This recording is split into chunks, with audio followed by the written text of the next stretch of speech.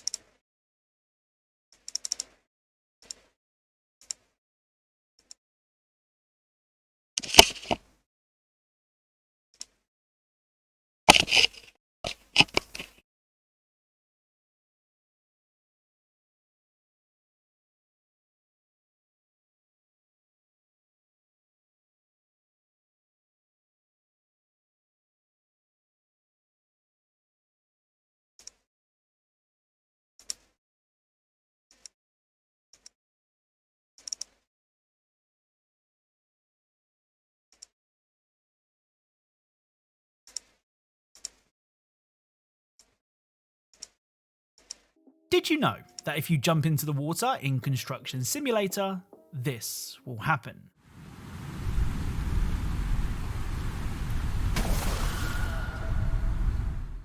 So, if you listen closely, you can hear the famous Wilhelm scream, which has featured in tons of TV shows and movies in the past.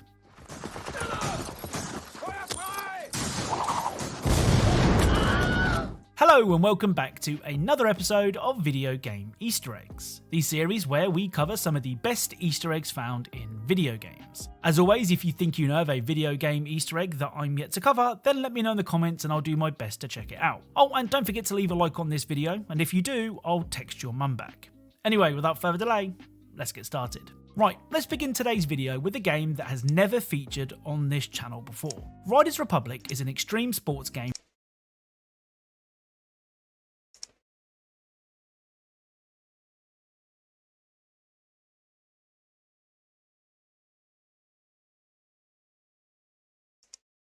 developed by Ubisoft. Unlike other sports games where you're restricted to one particular sport, Riders Republic lets you try out a whole bunch of activities, including mountain biking, skiing, snowboarding, wingsuit flying, and more. Now, being a Ubisoft game, you may expect Riders Republic to feature a whole host of references to other Ubisoft titles. I mean, let's face it, they find a way to squeeze them into pretty much all of their games. Well, in Riders Republic, I've only managed to find one reference to another Ubisoft game, though admittedly it is cool. If you head to this location on the map and walk towards the edge, this will happen.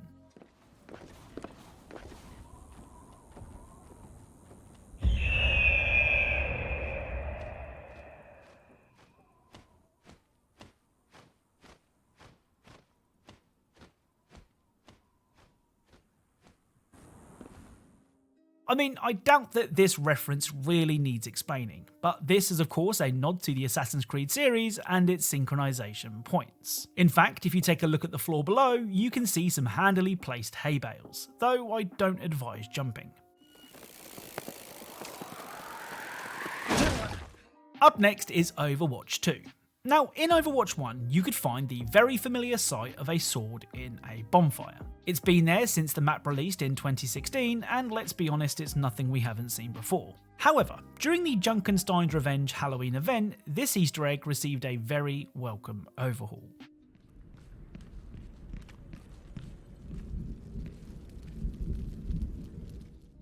So, the sword in the bonfire has been replaced with a glowing lantern. This lantern is a reference to the same lantern seen in Bloodborne, the Dark Souls-like PlayStation exclusive.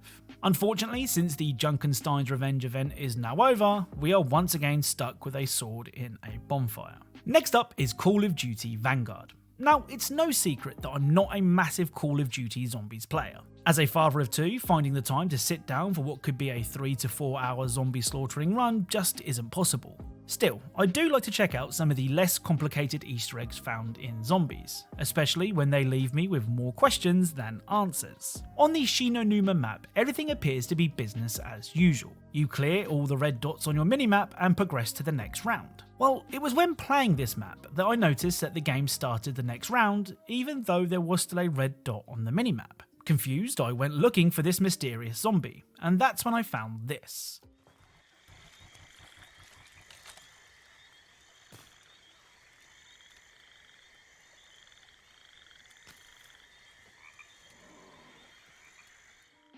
So the zombie responsible for the red dot can be found hiding behind a tree, which is not something that zombies do. If you get too close to the shy zombie, it will disappear, and if you shoot it, this will happen.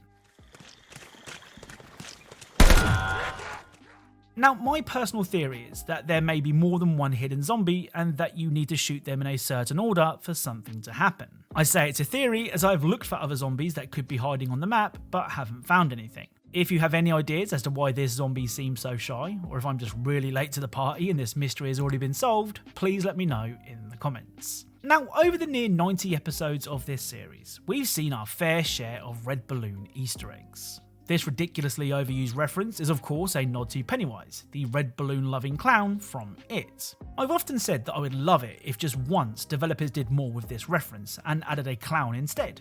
Well, Goat Simulator 3 has granted my wish. At this location on the map, you can find this.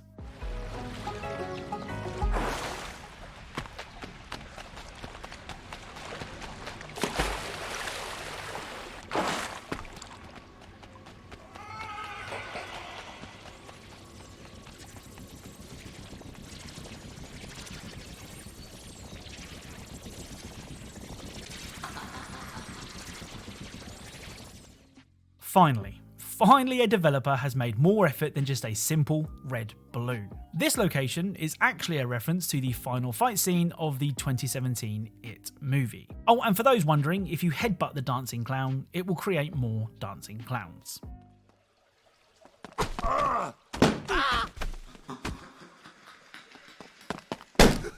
Scary goat.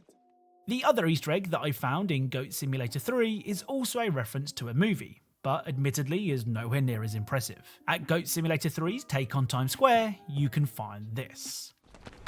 Blessings be.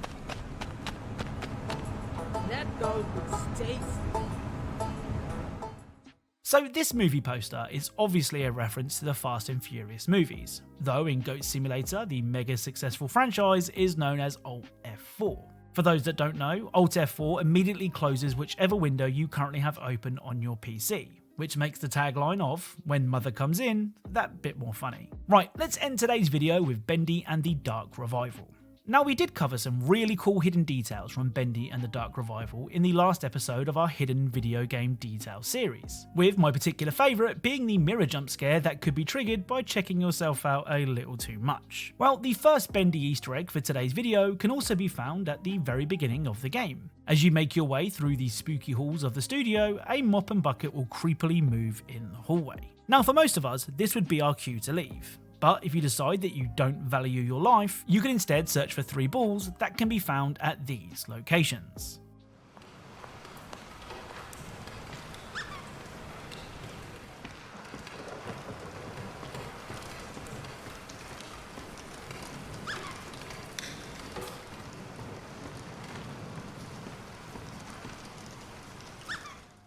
After finding the balls, head back to the mop and bucket and throw the balls in.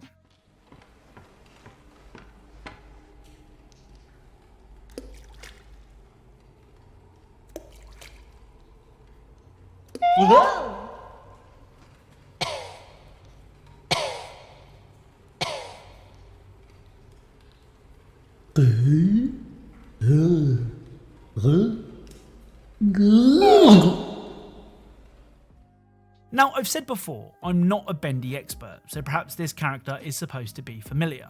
Freddy said it looks like the loot llama from Fortnite, but we both agreed it's not a reference to the Battle Royale game. Let me know who you think this is in the comments down below. The final Easter egg is one of my favourite types of Easter egg. At the beginning of chapter 4, you can find these little vase things. There are 10 of these in total, and on a completely unrelated note, this is what the moon looks like.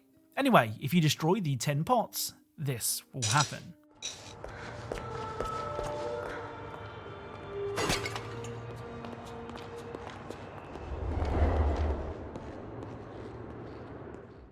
So destroying the pots will cause the moon to become really big and really angry. Now there is actually a reason for this Easter egg. This is actually a reference to The Legend of Zelda Majora's Mask and its equally scary moon.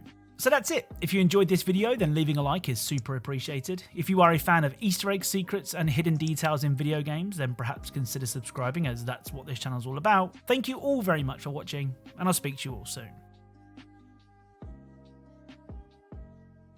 Coming up with original ideas is hard, which is why this channel is going to be pivoting to FIFA Ultimate Team pack opening videos. Wait, they cost how much? Alright, forget it. We're going back to listing things. As I say, coming up with original ideas can be hard, which is why it can be tempting to just take an existing idea and improve on it. And if no one has ever heard of the original thing you're ripping off, even better, because then it looks like you came up with it in the first place. It's a flawless plan. Here then are 7 famous original games that might not be as original as you thought. Enjoy.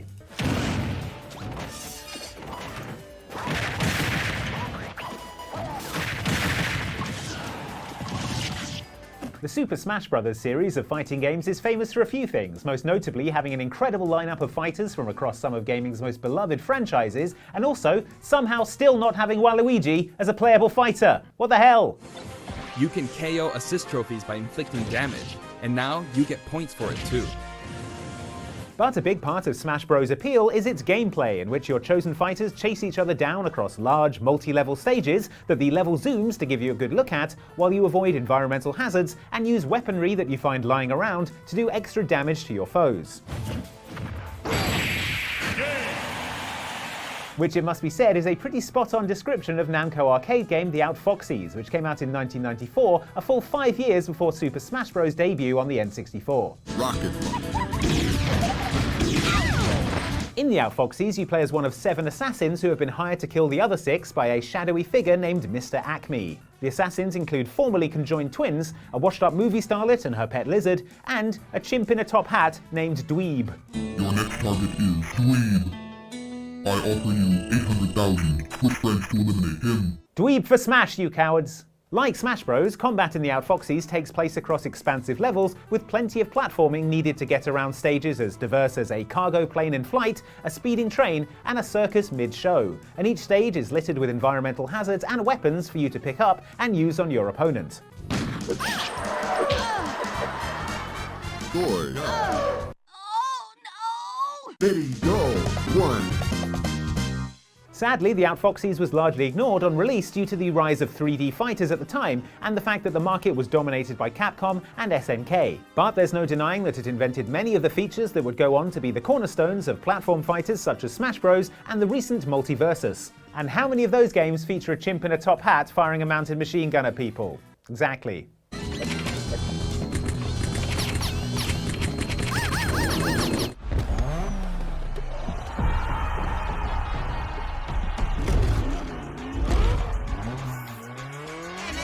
Something like this, here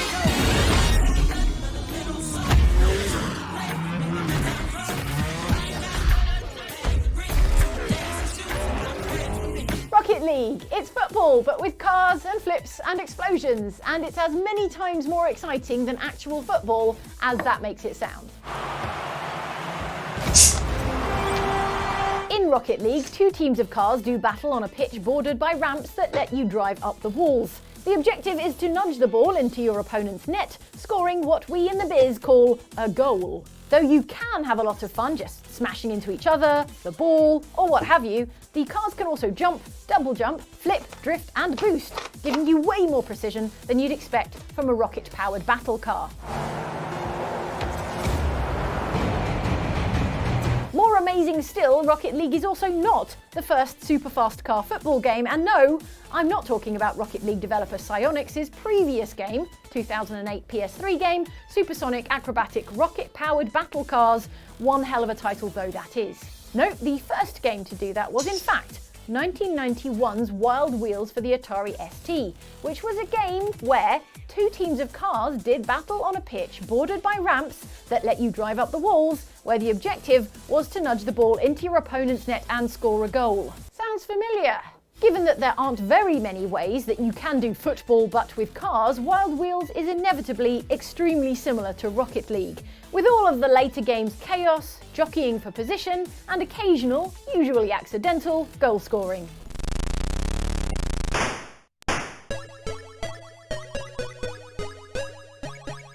It even has the explosions.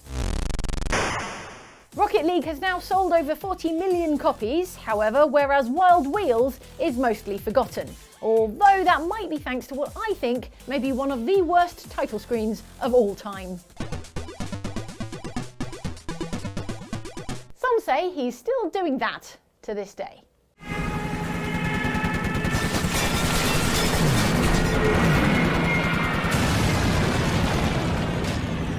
It's difficult to imagine a world before the Call of Duty series. Difficult, but rewarding. It's one of the biggest video game franchises on the planet, shifting millions of copies, and the release of each game is a huge multimedia event. You can't even enjoy a bottle of Mountain Dew without being confronted with a double XP promotion. You can't enjoy a bottle of Mountain Dew anyway because it's got Mountain Dew in it, but that's beside the point. The very first Call of Duty game arrived in 2003 from developer Infinity Ward and was instantly celebrated as a brilliant cinematic first-person shooter. While the first game was set in World War II, those spectacular campaign set pieces are still in evidence in 2022 in the Modern Warfare 2 remake.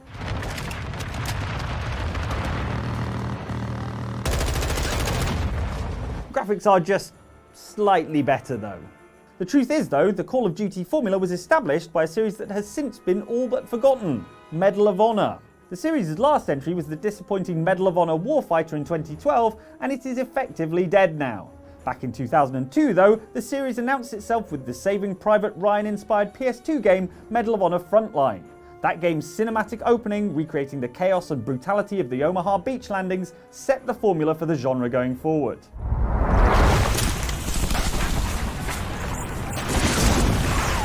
You won't be at all surprised to hear that all of the 22 founding members of Infinity Ward had worked on the PC version of that game, which was called Medal of Honor Allied Assault. After that project, they left EA, set up on their own with Activision as a publisher, and the genre-dominating Call of Duty series was born. They only changed 2 of the 3 words in the title though. Come on Infinity Ward, at least try and make it subtle.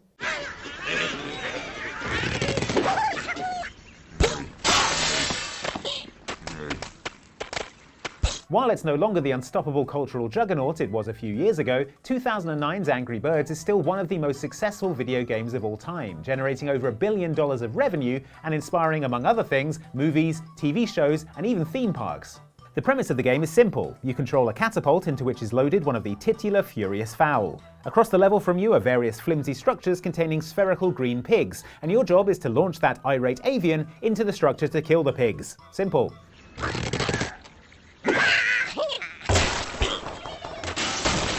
Simple and undeniably familiar if you happen to play a Flash game released earlier the same year called Crush the Castle. Set in medieval times, Crush the Castle had you flinging rocks at various flimsy structures, trying to knock them down to kill the enemy soldiers within.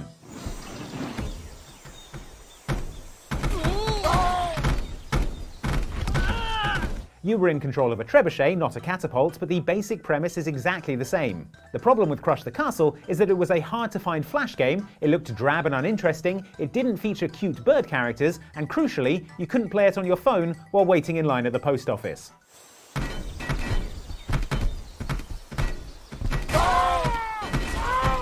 Still, as far as rip-offs go, this is pretty egregious. I'm not angry birds, I'm just disappointed birds. Captain Wesker, where's Chris? Stop it! Don't open that door! But Chris is... What is it? Maybe it's Chris. When the original Resident Evil released on the PlayStation back in 1996, it defined the survival horror genre, with its terrifying story, nightmare fuel visuals, and truly horrifying voice acting. Jill, what's going on? Any clues? No, but something's wrong with this house. Whoa, this hall is dangerous. Maybe it's better to secure our escape route first. Its story of a team of people stranded in a creepy mansion filled with monsters was a huge hit, and Resident Evil went on to become one of the biggest franchises in gaming, with dozens of games, comic books and movies to its name, some of which are even good.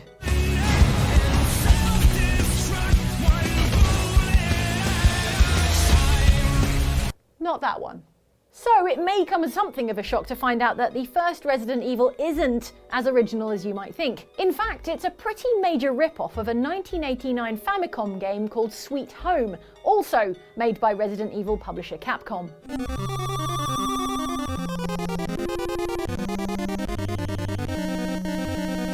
In Sweet Home, you play as a team of filmmakers exploring a creepy mansion full of monsters in search of hidden frescoes. Although Sweet Home looks different thanks to the technical limitations of the Famicom system, a lot of the trademarks of Resident Evil and the survival horror genre in general are here, including the emphasis on survival, the limited inventory space, slowly unlocking more of the house by finding keys, a story told partially through discovering notes, and most tellingly of all, interminably slow animations of doors opening.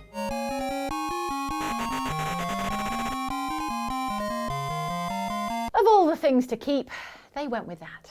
Sweet Home even included features that didn't make it into the Resident Evil series until Resident Evil 0 in 2002, such as being able to switch between characters at will or drop items on the ground for retrieving later.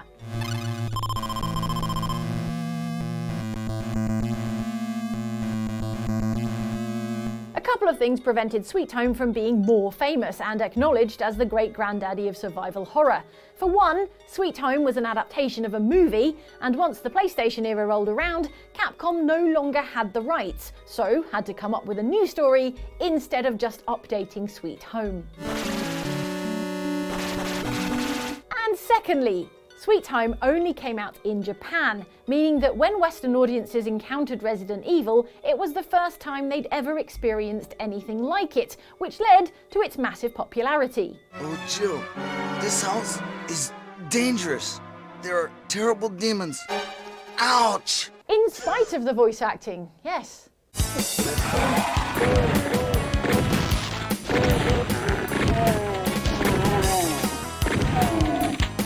Inarguably the most iconic first-person shooter game of all time, Doom is to the FPS genre what the Big Mac is to the McDonald's menu. Only with more processed meat, somehow. No, I do not want fries with that.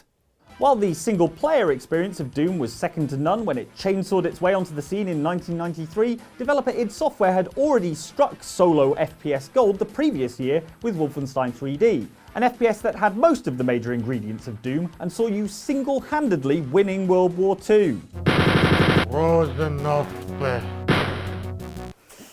Tell a lie, that gun would definitely require two hands. The real key to Doom's longevity beyond that of Wolfenstein was that it introduced the world to the concept of deathmatch, competitive multiplayer first-person combat across a computer network.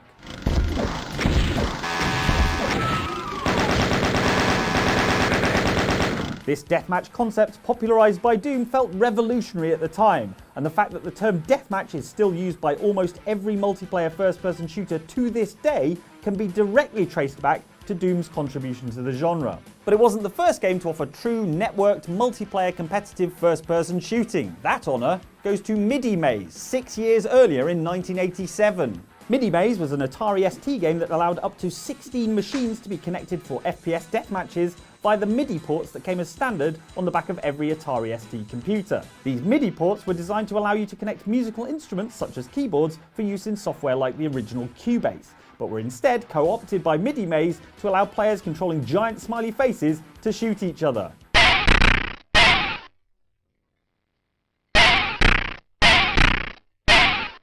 I imagine that's what burnt-out late 80s ravers see when they close their eyes. Midi Maze's innovative use of technology designed for music production was referenced not just in the less than inspiring title of the game, but also in the otherwise seemingly random inclusion of a musical stave to track who had the most kills in the match. Bizarre, given that you don't often associate music with murder.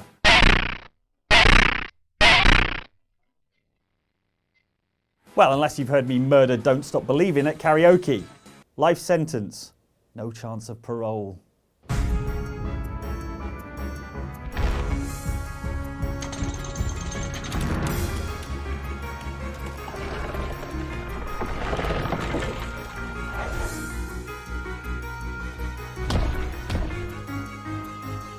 When you say city building game, people's minds immediately go to the cities that they built in SimCity, and then those cities being destroyed by Godzilla when they got bored.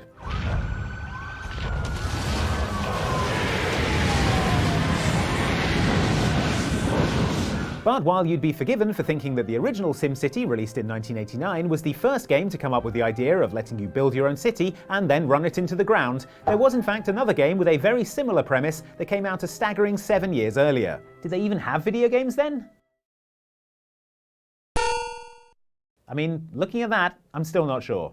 This is Utopia, a 1982 game for the Mattel Intellivision, the first city-building game and arguably the first ever real-time strategy game. Made for 2 players, you each have control of an island and have to plant crops, construct different buildings, and can even fund rebel activity on your opponent's island to undermine their attempts at success.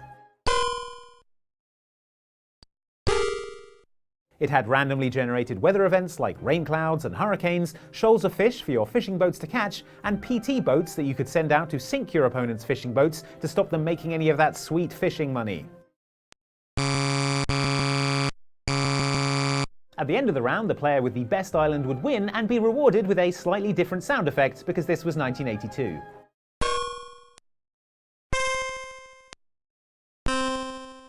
While Utopia had a lot of good ideas, it was obviously quite ahead of its time and held back by a horrible control scheme and interface and graphics that looked like the carpet after your dog got sick from eating too much Lego. That's why it took another 7 years for SimCity to come along and perfect the format, establishing a whole new genre when it did. Plus, no Godzilla in Utopia, so you can see why it's lost to history now. Along with Andyville. R.I.P.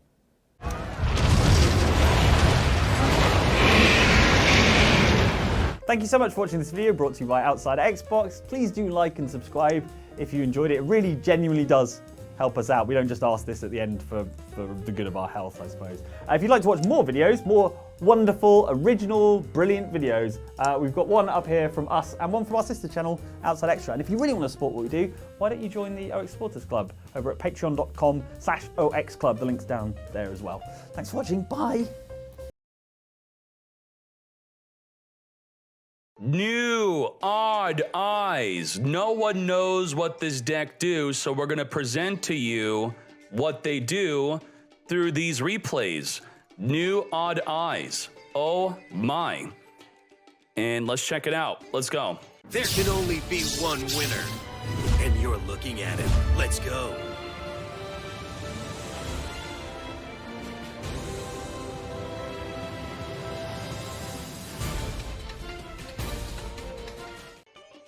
Not gonna even pretend. No pretending. Sky Iris. Iris, Gentruge. Gentruge has a girlfriend, I think. You pop it, you get searching. We got the Bottler, very good. That's gonna activate and play the Valet. Valet's new. The Butler's gonna pop the Valet to summon itself. That's new, so 3 new cards so far. Valet new. It's gonna send from the deck to the graveyard. That's not new. Dissolver is the fusion. We got Electromite. I think we go Electromite into Beyond the Pendulum. So that's what you want to be thinking. You Electromite first, then Beyond the Pendulum, maybe. Pop a face up, grab the Astrograph. Astrograph is going to summon, grabbing any card we destroyed this turn from our deck to our hand. We're also drawing one. So let's get drawing, let's get summoning. All right, we're adding you. Adding you, let's draw. That is our regular normal summon. Joker grabbing the Pendulum Sorcerer. We need to Pendulum that onto the field. We have Supreme King stealing the effect of Electromite. That's what I like to see.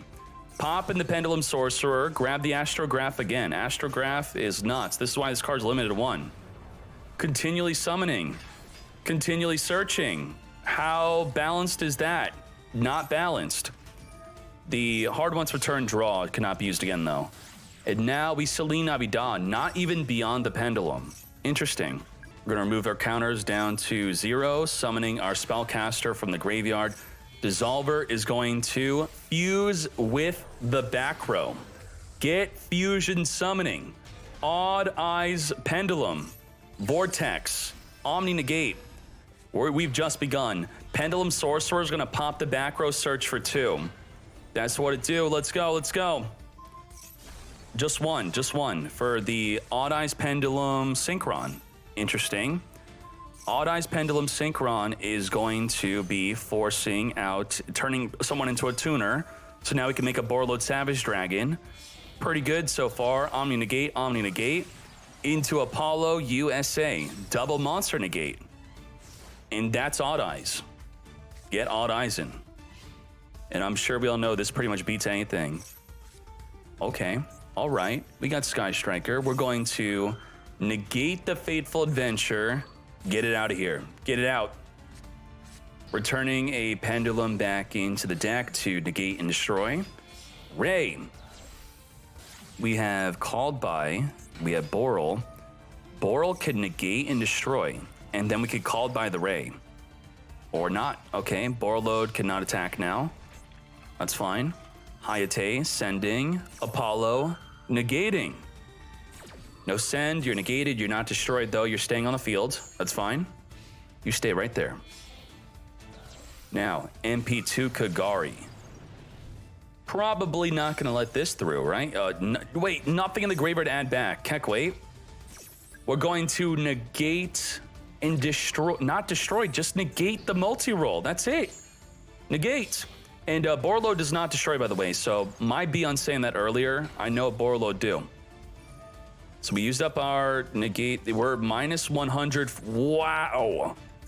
Because Shazika reduced by 100, you lost the negate.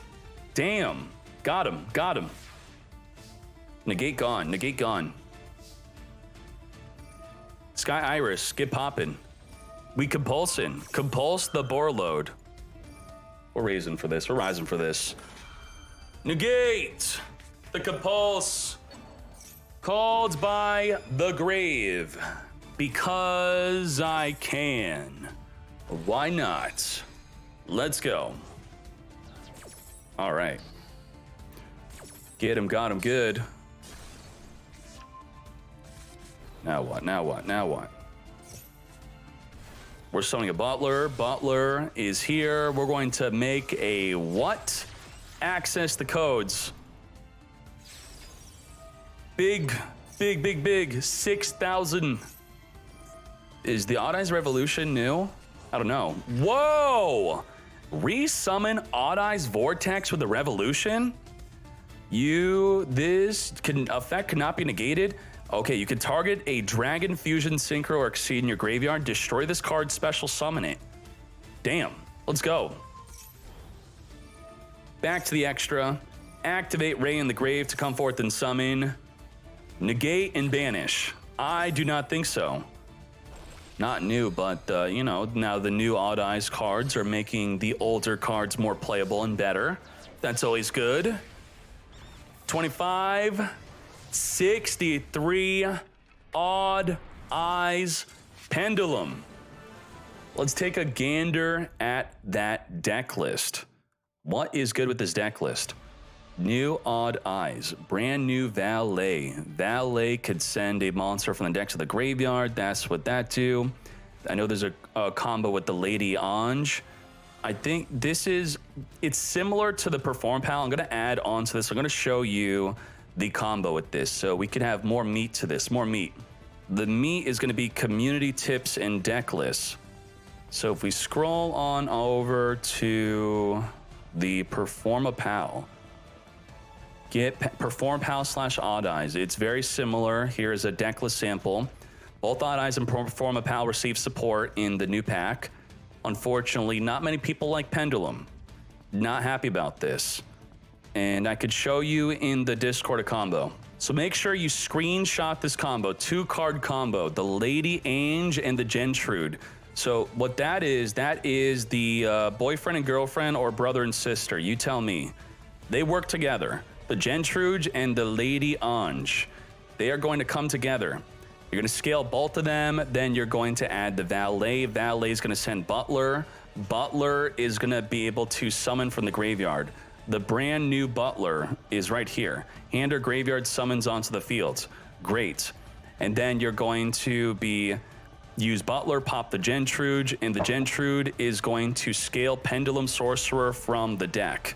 And then you get this text. Screenshot this, boom. The end field's going to be Apollo, Omni Negate, 4 other cards in the hand, mate. So 2 Omnis and a 3 Monster Negate Apollo with a ton of other cards still. If you get the boyfriend and girlfriend in your hand. This works if you have Joker, Gentrude plus Ange, also searching the missing one with Joker and use Gentrude to search Butler. Valet plus Gentrude also works. Just use Valet to send the Lady Ange, because Lady Ange in the graveyard, she will also summon herself if she sees her boyfriend, right? While in the graveyard, you're going to be able to, if you control the Gentrude, it's going to go on from the graveyard, and you're going to place this in your Pendulum Zone, so that works out great.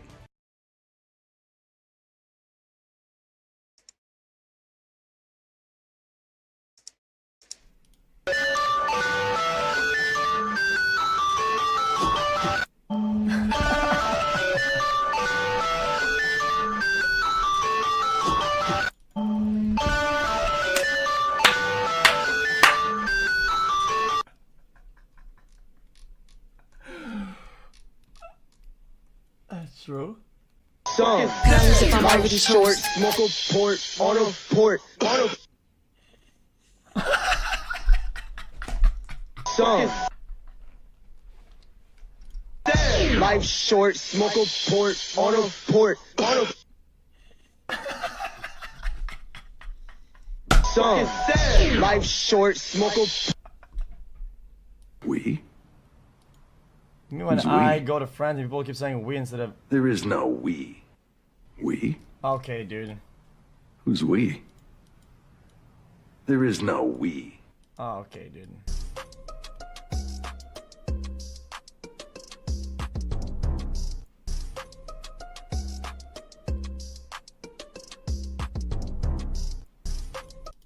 But you can't do this to me.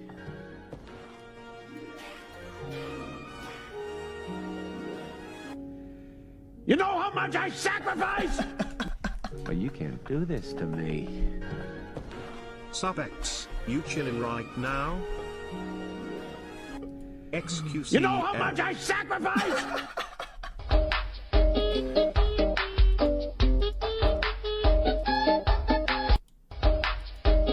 Classic.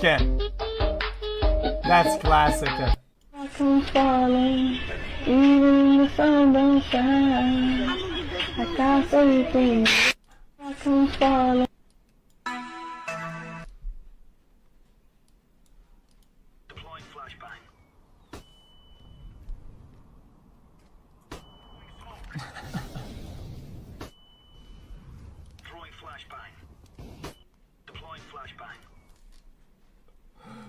Got a couple dances. This one is one of my dances, right? I'll be doing this all day. And I'll be doing this. There's like a challenge now on TikTok. I'll be seeing that shit all day. It's funny as fuck. And the other one I can't show you.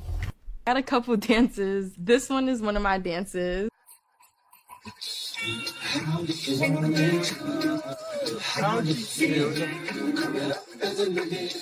it, take it. Hey! Okay, okay, okay, okay. That's cute. Okay, I'm gonna listen. Excuse me, you can't park right there. Oh. Oh, okay. I just got done making this beat right here. If shit feel hot, then I make up clothes and I gotta tell you every time that I post.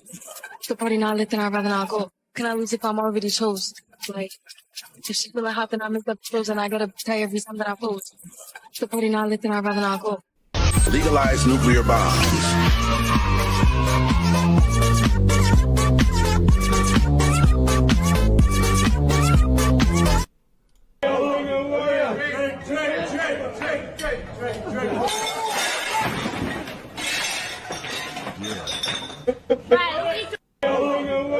Nobody's laughing and shit. This is so weird. You should put a glass of water on the Oh, why is it pure silence? That was funny. That was just odd. If they laughed, it would have been fine. What the fuck? I think Kai disconnected. Yo, Bella, you there? Yeah, can you guys hear me? Yeah, I can hear you. The internet is...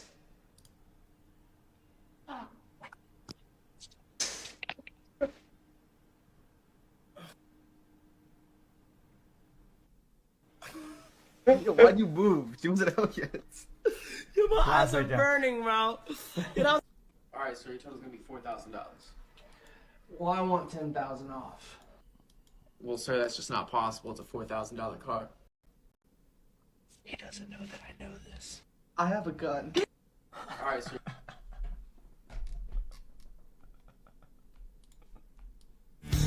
Shackled by my sentence, expecting no return. Shackled by my sentence, expecting no return. That one was tougher.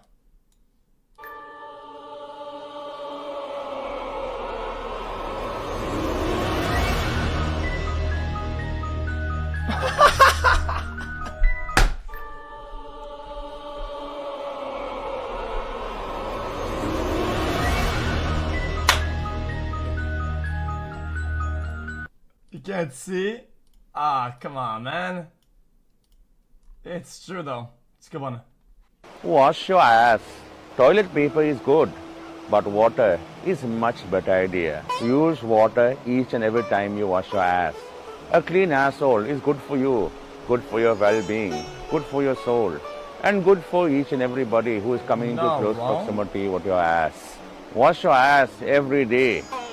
Make washing your ass an act of devotion and a gift to your body. Life is too short to walk this earth for a crusty asshole. So wash your ass.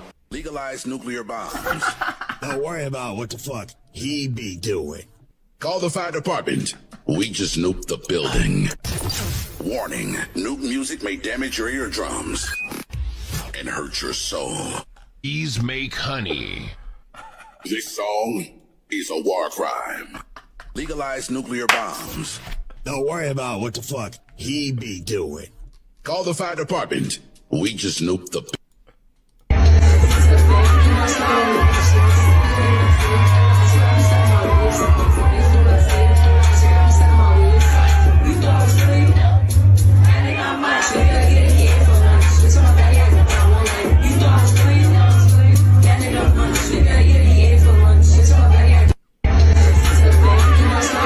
Dude, yeah, guard.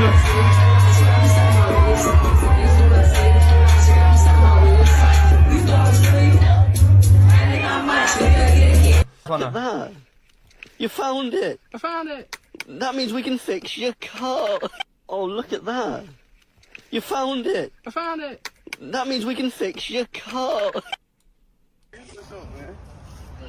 My boy John Doe. What's up? Bet your ass can't do a twister backflip. That boy said a twister. I've been doing them hoes out about 7 years old out these hoes. Shit. John Doe do a front No, flip sure. with no hands, but you gotta glide and slide with that Man, bitch. that shit, nigga been doing that shit. Let me see then. Nigga been doing that shit. But this nigga walking on his hands and shit. In the perk, that would kind of boost your how you going. What? Stamina. Oh, Holy shit! Wait, what the fuck? Phil, how you going? Your little stamina. Oh, you know what I'm saying? Yeah. Bro was ready.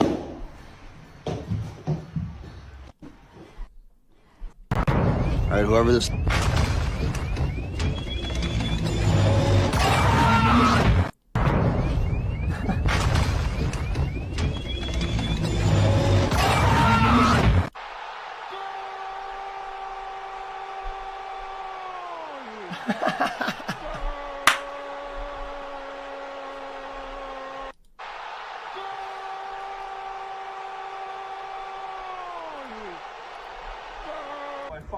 So, LA.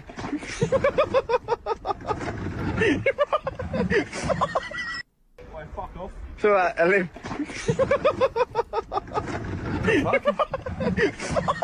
Bro, no way. They're making a mob grinder. Let's go. Jesus, man. Bro, no way. Jesus. They're making a mob grinder. Let's go. How many genders are there?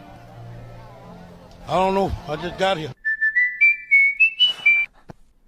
Oh no, I dropped my gamer headset.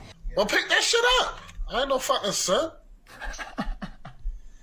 Oh no, I dropped my gamer headset. Well, pick that shit up. I ain't no fucking son. World of video games. Oh, I got this. Video games 1200. In 2019, Sony Gibraltar. revived this odd-looking fellow who had to avoid coiling What is while Gibraltar? jumping from level to level. Shauka. Who is Cubert? Yes. Video games 1600. Referring to a false promise, the cake is a lie, Portal. became a famous meme that sprang from this Portal. Valve game. Marshall. What is Portal? Yep. Video games 2000. The long-awaited upcoming sequel to this What is it? Last of Us PlayStation 2. game revisits Ellie and Joel after a cross-country trek filled with zombies. Shauka. What is The Last of Us? Yes. Video games 800. Set not in Hyrule, but rather on the What is island Legend of Zelda? of Koholint. Oh. Link's Awakening is a 2019 Nintendo Zelda. release in this game series. What is Legend of Zelda? Nathaniel, What is Zelda? give me something more. The Legend of Zelda. No, sorry. Marshall. What is the Legend of Zelda? The Legend of Zelda. Yes. World of video games. Video games 1200. Dun, dun, dun. Look at this chat. They say question mark and they say Breath of the Wild and question mark and it's the Legend of Zelda. I have it right. You're a nobody. Shut your stupid ass up, bitch. You know that the distance between here and here is actually the same as here to here? I approve of this guy's as Riz. He's a certified Riz master.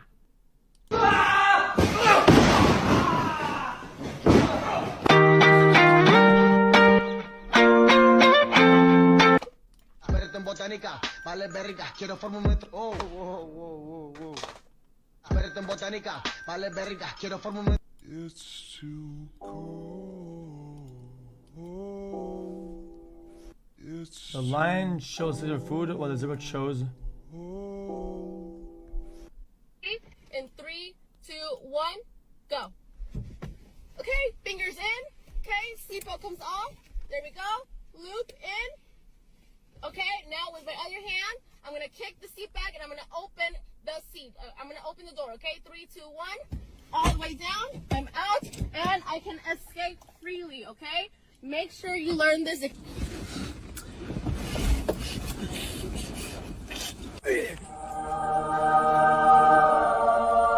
Okay, didn't. Okay, so.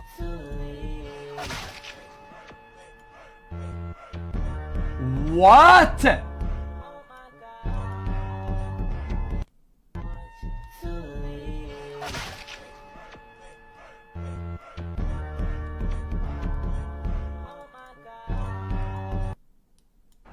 I got to make it home, Joe. Oh, I'll play it. So, rock, hey babe. Okay, so rock, paper, scissors, shoe. And if you win, you get to kiss me. Are you ready? No, I'm good. We gotta go. You're good? Yeah.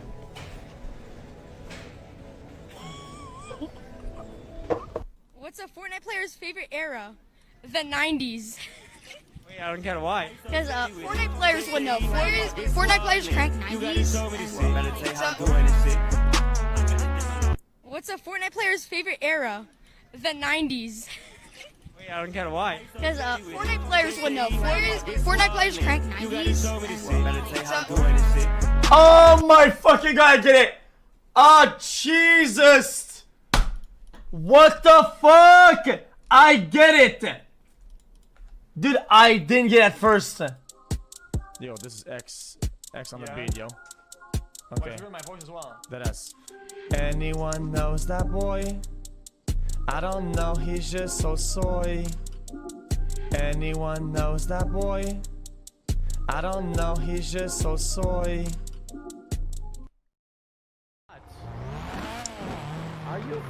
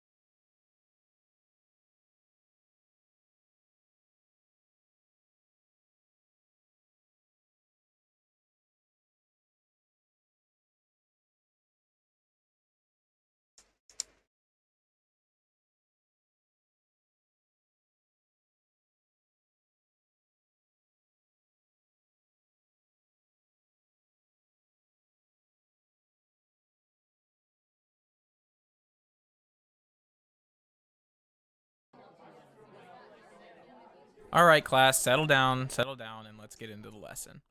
So I'm sure that all of you are familiar with my previous lecture detailing every controversy in South Park history. It is my most popular lecture, and it was your homework to review this lecture before class today, so if you haven't reviewed it, say something now. You. I can see it in your eyes, you definitely haven't reviewed it, so you fail. Anyone else? Okay. You may recall from that lecture that I deemed 2 episodes of South Park the most controversial.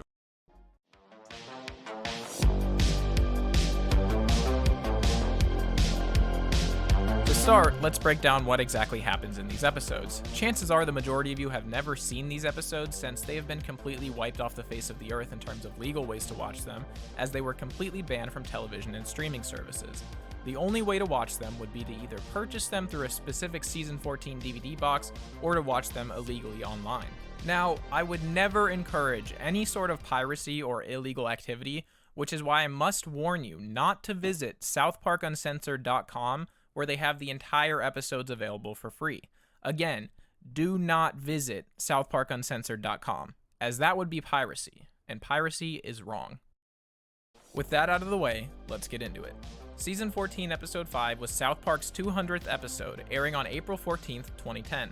And to celebrate, Matt and Trey decided they were going to take a look back at South Park's most infamous moments. It would be a massive celebration of the show and all of its most famous moments, but still be an original storyline. The episode kicks off with the 4th grade class on a field trip to a fudge factory. Cartman and Kyle are doing their usual bickering, with Kyle calling Cartman fat and Cartman calling him a Jew. Kyle mentions that Cartman doesn't have a dad, which is a reference to Season 1, in which we learn that Cartman's mother is a hermaphrodite and is actually his father. It is clear right from the beginning that this episode is going to contain a lot of callbacks to celebrate the show's most iconic jokes and episodes. This becomes even more clear when Butters sees an employee at the fudge factory that catches his eye. It's Tom Cruise. They point out that Tom Cruise is a fudge packer, as he is currently packing fudge.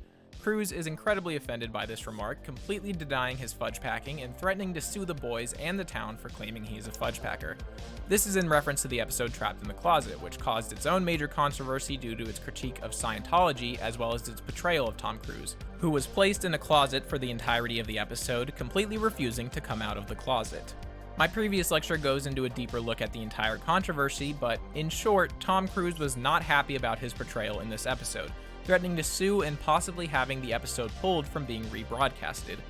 Cruise, because of his anger from being called a fudge packer, decides he will not take this slander any longer.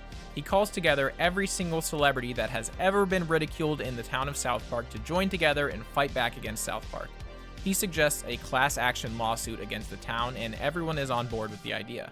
They also learn that his house is pretty hard to navigate since he needs a lot of room to store all of his clothes. Oh, just the door down the hall there, Jared. No, that's a closet. Go down more. No, that's a closet too.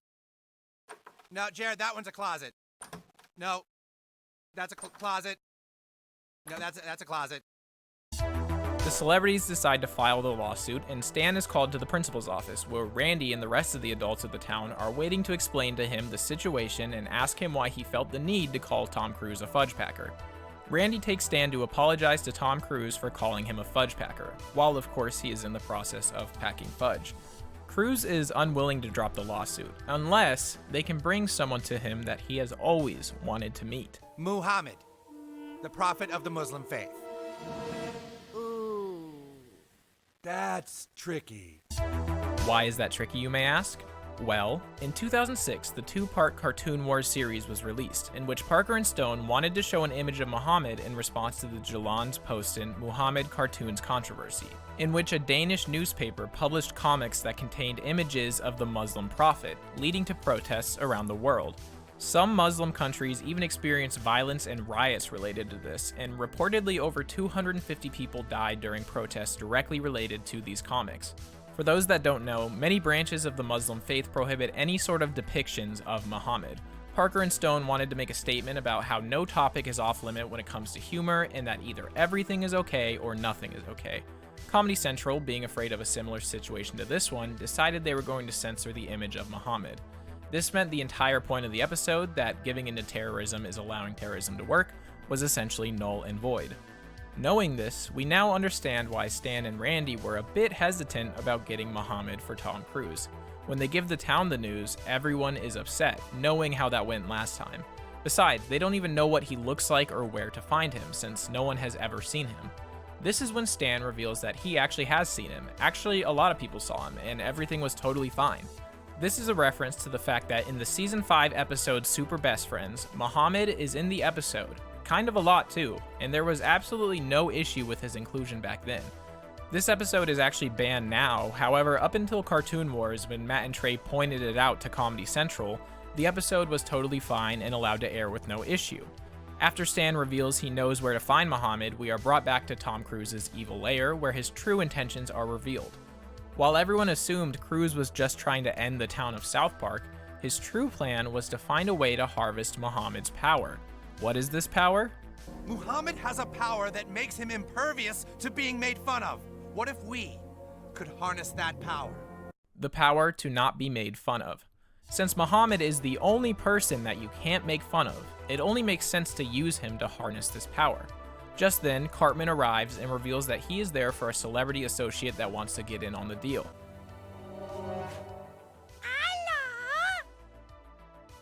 Jennifer Lopez! Hey, Jen! Oh, wow! This is another callback, and I've already explained so many of them that I gotta cut some of them, but just know that Cartman's hand looks like Jennifer Lopez, and everyone believes it, but it's actually a con man named Mitch Connor who is impersonating Jennifer Lopez to steal the goo that allows Muhammad to not be made fun of. Simple stuff, really. Meanwhile, Stan and Kyle arrive at the Hall of the Super Best Friends, this being another callback to the previously mentioned episode in which all of the religious figures of the world work together to fight crime. You know, I didn't realize how much deep lore this show has until I started writing the script. Well, anyways, they realize Muhammad isn't there, and they have to convince the Super Best Friends to get him. They begin proposing different ideas to have Muhammad be not seen and given to Tom Cruise.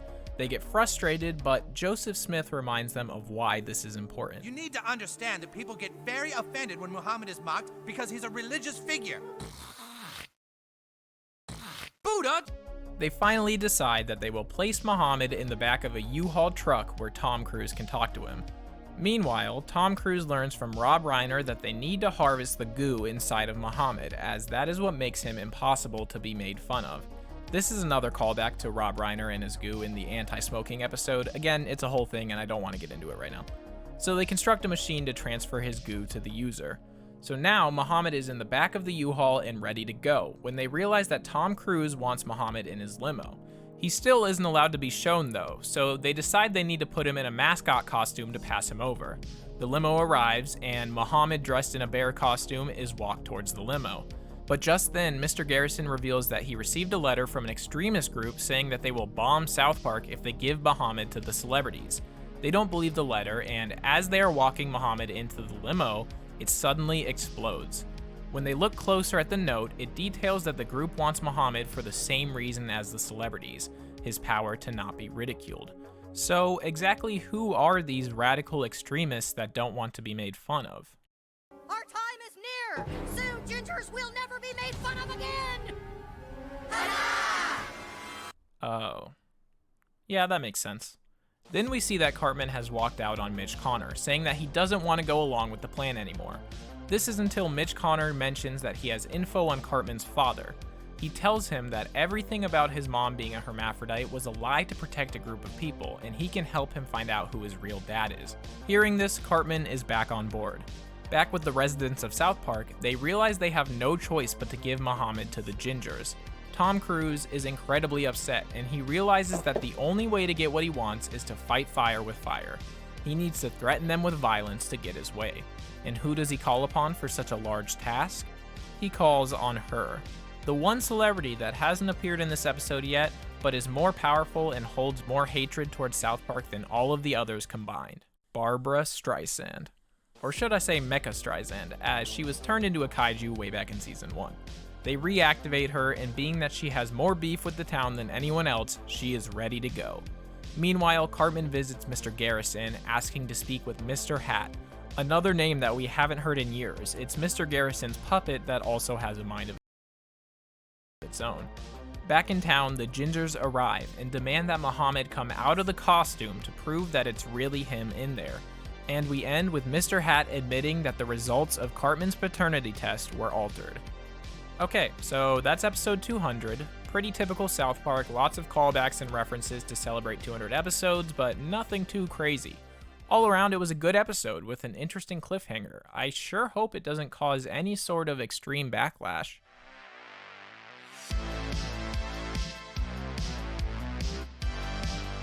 Yeah, we probably should have seen this one coming. Shortly after the airing of 200, a post was made on the website Revolution Muslim, which was known for its extremist and fundamentalist Muslim views, often praising acts of violence committed in the name of Islam.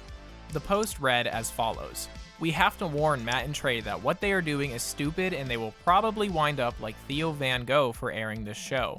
This is not a threat, but a warning of the reality of what will likely happen to them." The post included a photo of Theo Van Gogh after he was killed by a Muslim extremist. Theo was a Dutch filmmaker who had previously made a documentary surrounding the violence against women in some Islamic societies. The post also included the addresses of Comedy Central's New York and Los Angeles headquarters, South Park Studios, and even a Colorado home owned by Matt and Trey, stating, "You can contact them or pay them a visit at these addresses." So basically the post said, listen, this is not a threat, and we're not encouraging anything, but we killed this dude for a pretty similar reason, and if we're looking at history, I mean, there's a pretty good chance something similar will happen to you guys, so fellow extremists viewing this post, do with this information what you will. Oh, and here is a list of all the possible places they could be at any given time. Again, this isn't a threat per se, just letting you guys know. Sincerely, Extremist Group. When this post was made, it was quickly covered by major news outlets around the world. This was the first time something like this had happened in the US, and with it being a show as popular as South Park, the media absolutely ran away with it.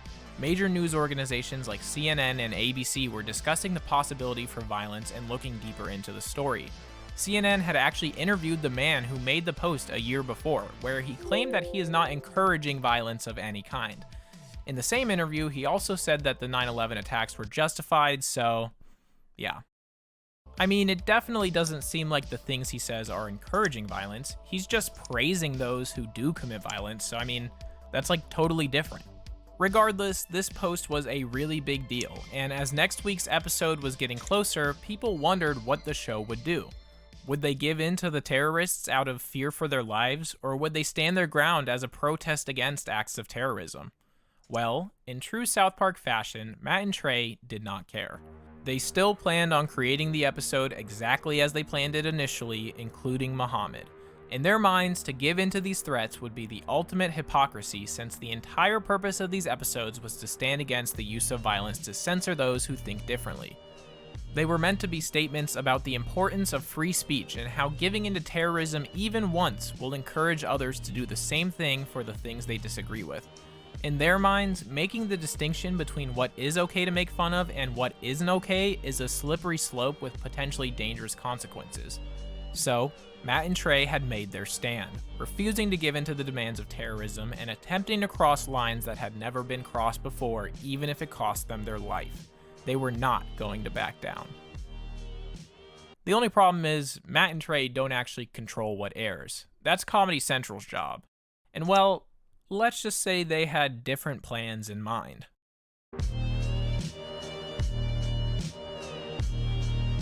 On April 21st, 2010, part 2 of the 200th episode special would air, simply titled 201. We are right back where we left off, with the Gingers demanding to see. Wait, why can't I say? Well, that's because Comedy Central decided they didn't agree with the messages Matt and Trey were trying to put out and gave in to the demands of the terrorists. So, when the episode was aired, anytime they would even say the name of the prophet of the Muslim faith, it was censored. Not only that, but all images of were completely censored from the episode.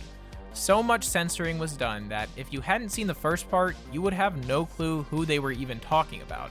So, Comedy Central did exactly what Matt and Trey had begged them not to do and officially made the distinction of what is okay to make fun of and what isn't. So that sucks, but I guess I still have to summarize the episode so that we can better understand what the messages were supposed to be.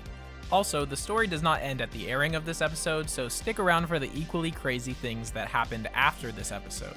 So, the Gingers are demanding to see and the town agrees to let him out of the suit. As it turns out, he was never in the suit, and it was really Santa Claus the whole time, because if they were going to give him to someone while being completely hidden, of course they weren't going to put the real one inside. We also get a quick cameo from Mr. Hanky. We cut to the super best friends who hear of trouble at Casa Bonita, which is another callback. Mecha Streisand is on the loose and destroying everything in her path, with Casa Bonita being a victim of the destruction. Then, Cartman arrives at the genetic lab to meet with Mephisto, the man who did the paternity test for Cartman back in Season 1. He's there to get the truth about his father once and for all. Then we go back to Mecha Streisand, who's still terrorizing the town when she... Oh. I think this is my favorite episode. Anyways, Stan and Kyle meet up with Kenny, who is hiding the real... As previously mentioned, he is completely censored and doesn't say anything. They come up with a plan to satisfy the needs of both the Gingers and the celebrities. They need to go to Mephisto's lab. The super best friends show up and take on Mecha Streisand, however, their powers are no match for hers. Meanwhile, Stan, Kyle, and Kenny arrive at the lab with... They ask Mephisto to clone him so that both the celebrities and the Gingers can have him.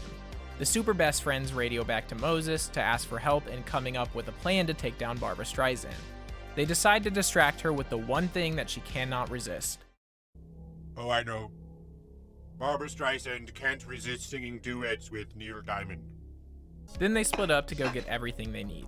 Back at Mephisto's lab, the Gingers break in and kidnap everyone. Since they now have they radio over to Tom Cruise and tell him they're willing to share if the celebrities allow them to use the goo machine.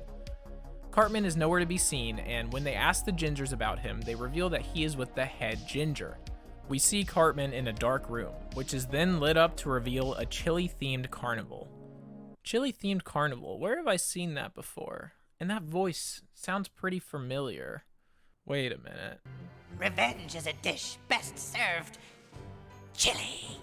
That's right, the head Ginger is Scott Tenorman, the kid whose parents Cartman killed and then fed to him in chili because he scammed him out of $16.12. Meanwhile, Jesus finishes constructing the stage for the duet. Oh, I literally just now got the joke that he's a carpenter, so he builds stuff. Anyways, the duet with Neil Diamond and Mecha Streisand begins. Scott Tenorman then reveals to Cartman that he spent time in a mental institution after that traumatic event, where he would study Cartman's life, plotting for revenge. He even learned the name of his real father. At the Ginger layers, the celebrities begin the process of the goo transfer. Tom Cruise is the first to go, and it's a success, and he is now completely censored himself. They can no longer make fun of Oh, come on, I can't say that now either. Scott Tenorman then brings Cartman in front of the entire town and his mother to reveal the truth. It turns out the group they were protecting was the Denver Broncos. Back with the celebrities, they are deciding who will go next in the goo machine. While arguing, the super best friends break in and begin fighting. Scott then reveals that a right tackle for the Denver Broncos had an affair with Cartman's mother, and everyone in the town covered it up. They were having a really good year. There couldn't be any distractions. He also reveals that Cartman will never be able to meet his real father, and that's when he drops a bombshell, revealing who exactly Cartman's real father is. Did I ever tell you that my father played for the Denver Broncos? No. That's right. Cartman killed his own father and fed him to his half-brother. Jesus Christ.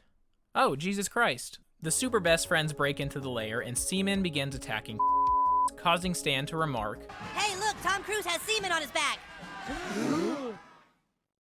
What did you say? All of a sudden, Tom Cruise is no longer censored. He doesn't understand how he can be made fun of again if he had absorbed Muhammad's goo. And that's when Kyle reveals that there is no goo, and he goes into one of his trademarked I learned something today speeches. Now, when this episode aired, this entire speech that's nearly a minute long was entirely censored. Most people assumed it was a joke by the creators, but as it turns out, there was a real speech here that Comedy Central chose to censor. The uncensored speech would be discovered years later after a 4chan user found the uncensored episode through a glitch in the South Park Studios website. The speech is a sarcastic response to the censorship of the episode, with Kyle discussing how there is no magical goo. The only true magical power is threatening people with violence. Jesus adds his own thoughts, telling the Gingers that if they don't want to get made fun of, all they need are guns and bombs and people won't make fun of them. Even Santa jumps in, saying that all you need to do is instill fear and be willing to hurt people and you can get whatever you want. The irony is so strong I can taste it. We then cut to Cartman crying, completely distraught at the news of his father. When the boys come over to try and cheer him up, he reveals that he's not actually sad because of the whole murdering your own father and feeding him to your half-brother thing, but rather because his father was a ginger. Then, Mitch Connor appears to encourage him, and remind him that while he may be half ginger, he's also half Denver Bronco, which is pretty cool. With that, he has to move on due to the warrants out for his arrest, and he does so in an emotional manner. Finally, the boys go and apologize to Tom Cruise, who is in tears. He says that he's tired of being made fun of, wishing that he could find somewhere to go where no one could make fun of him. The boys come up with an idea, and in one final callback, we cut to Tom Cruise on the moon with Wilsiak, and the credits roll.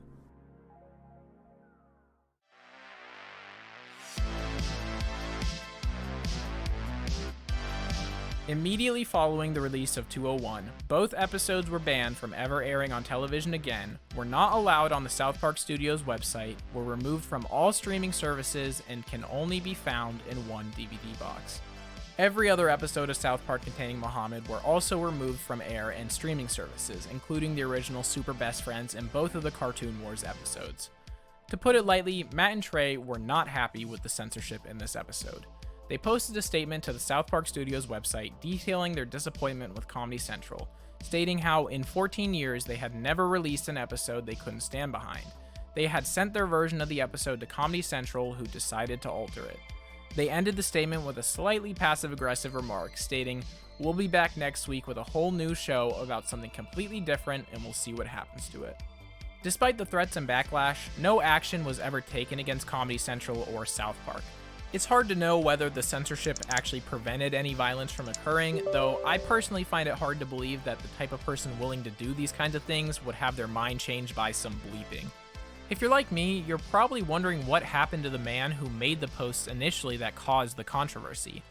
I mean, surely he wasn't arrested for this. Like, he clearly states in the post that it was not a threat, so that's like a rock solid argument. During the CNN interview, they even brought on an expert to discuss how what he was saying is protected and that he can't be arrested. Certainly the comment on this website is very ugly, but it is certainly not specific enough to get anyone arrested at this point.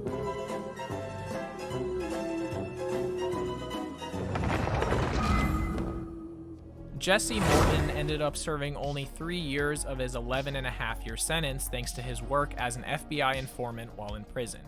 He would immediately renounce his former beliefs and upon release would work as a counterterrorism researcher at George Washington University, where he would receive many accolades and praise for his work. In 2021, he would go on a podcast with documentary maker Andrew Gold and discuss his involvement in the threats. He offered a lot of insight into how these extremist groups are able to radicalize people, discussing how he never actually cared about the show depicting Muhammad at all, and neither did any of the other leaders of these radical movements. He only pretended to care because it would help him recruit and radicalize more people. In his words, "I did not have any..."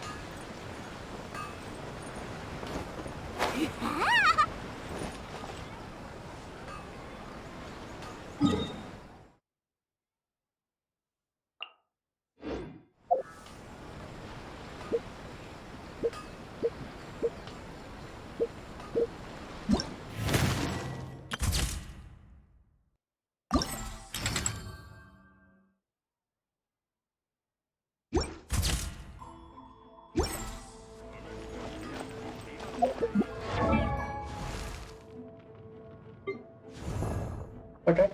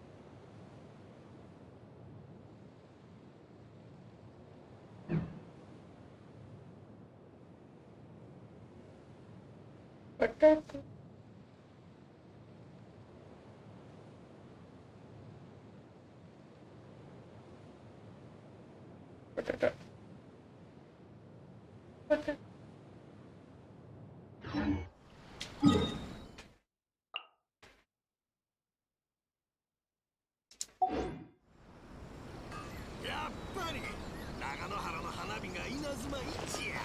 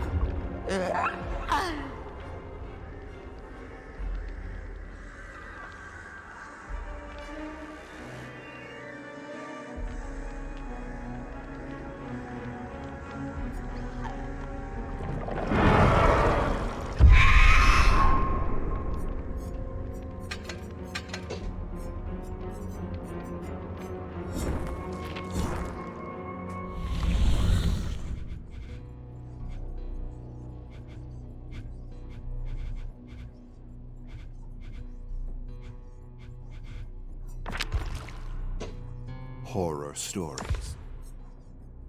Journal of a moving picture.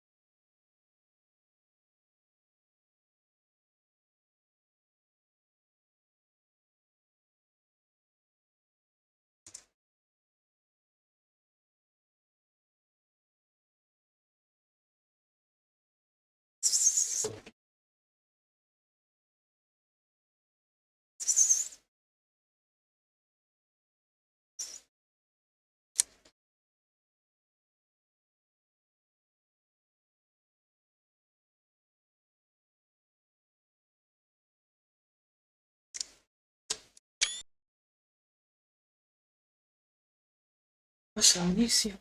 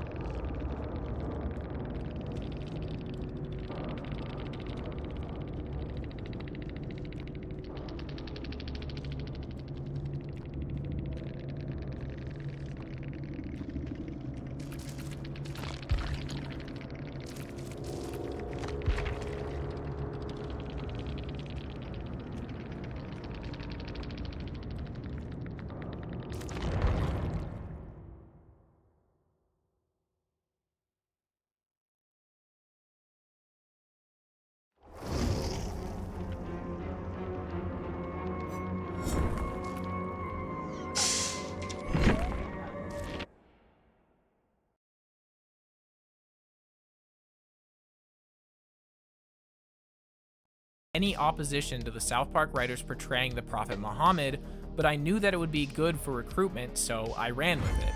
Let's use that to propagandize on our belief. That has become one of the most easy arguments to make for general Muslims is, look, they are insulting your prophet and your religion commands that you defend the prophet, and we're the only ones that are defending the prophet.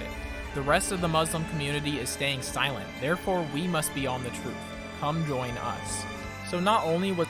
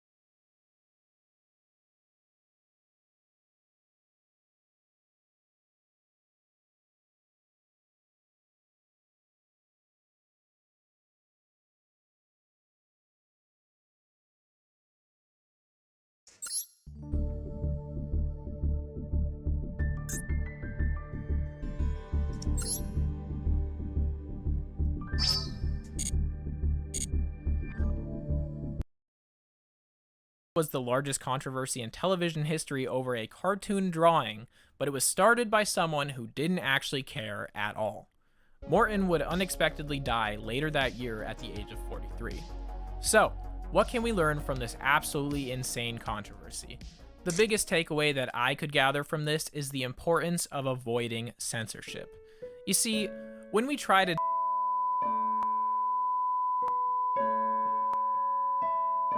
by allowing freedom of speech, we are allowing. If you take anything away from this issue, just remember that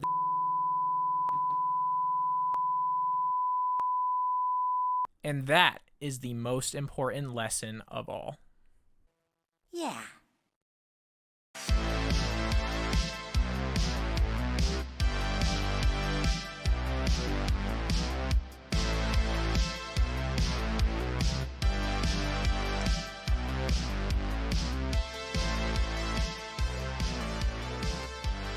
Filmmakers, however, remain completely oblivious to how their films are regarded and can continue onward. Generally He appeared in Rodney Dangerfield's movie Back to School, and the year following, he had bit parts in the movie Fatal Beauty and a TV show called Hotel. Derek immediately learned how competitive the Hollywood scene was, and for one reason or another, he took other kinds of opportunities that came his way. He appeared as a model in Playgirl magazine, as well as on the cover of Singles magazine at the same time. Presumably, after this point, he took a break from the spot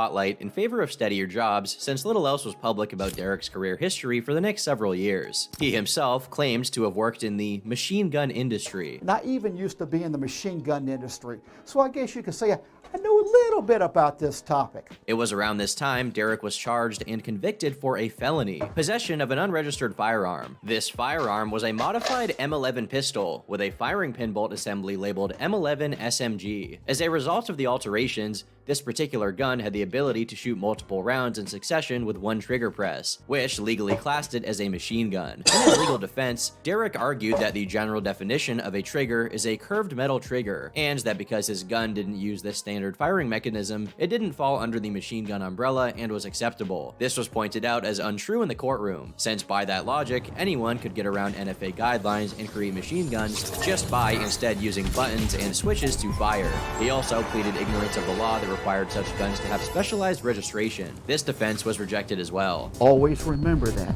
You can't go into court and say, well, Judge, I didn't know it. I thought it was this. I thought it was that. No, it's not. Ignorance of the law is not an excuse. Interestingly, the name listed on the court documents was Daryl Ray Evans, which is presumably Derek's real name. This was unearthed when internet users looked into Derek's companies. They found that his publishing firm, Blue Thunder Books, was legally owned by this name, and that its birthday and other information matched perfectly with what is known of Derek. From here, public records surrounding the court case were discovered. He never confirmed this was actually him, but has blocked people on Twitter who ask him about it. At the time, it seemed as if this conviction marked a change in Derek's life, possibly to avoid the stigma of being known as a felon. It was around this time he began donning the name Derek Savage and pivoted away from both the gun industry and acting in favor of a more creative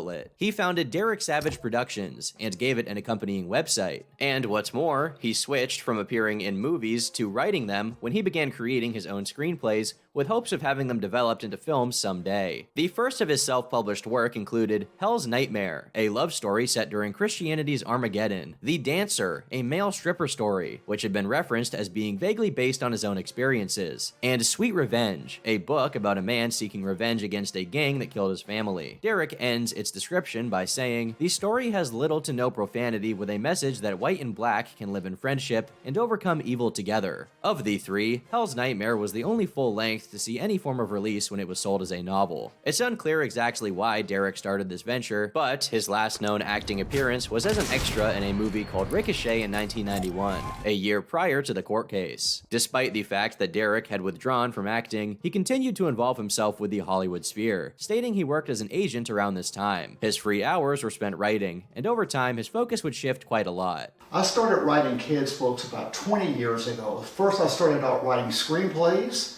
then novel manuscripts. I said, hey, I want to start writing some kids' books. Derek would first make the jump to writing stories for kids in 1999 when he created a book called Trolley the Trout Makes Friends, following a character of the same name. The goal behind it was to teach children basic lessons about friendship, which seemed to become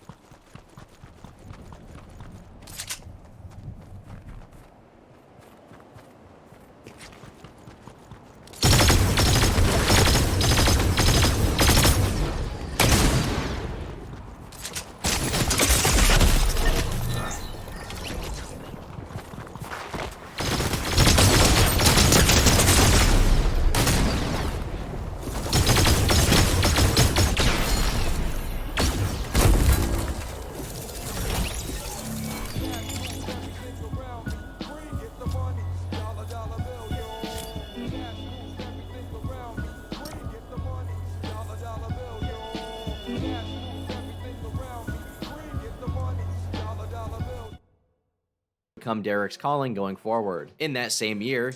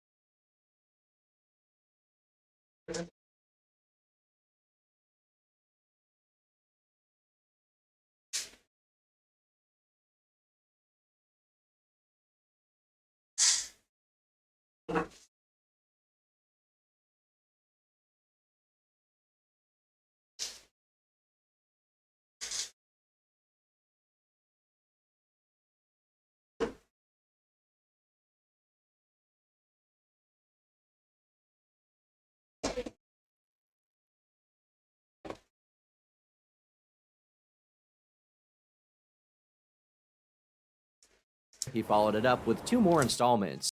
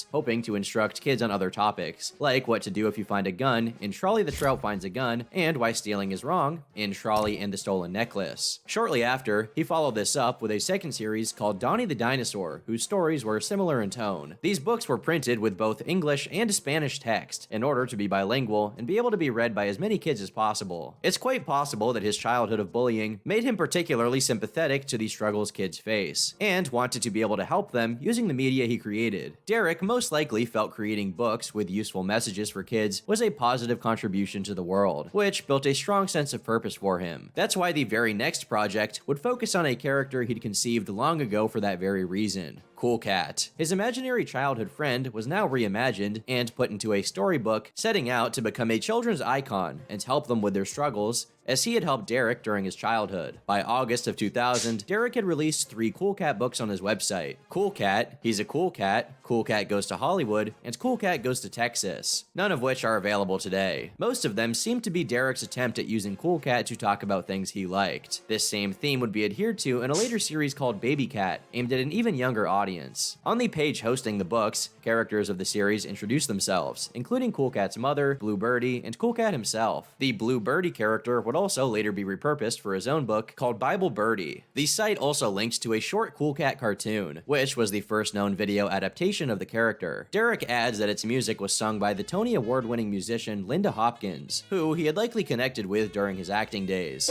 He likes to read and his mom is happy because he plays around. Cool Cat's cool. Over the next several years,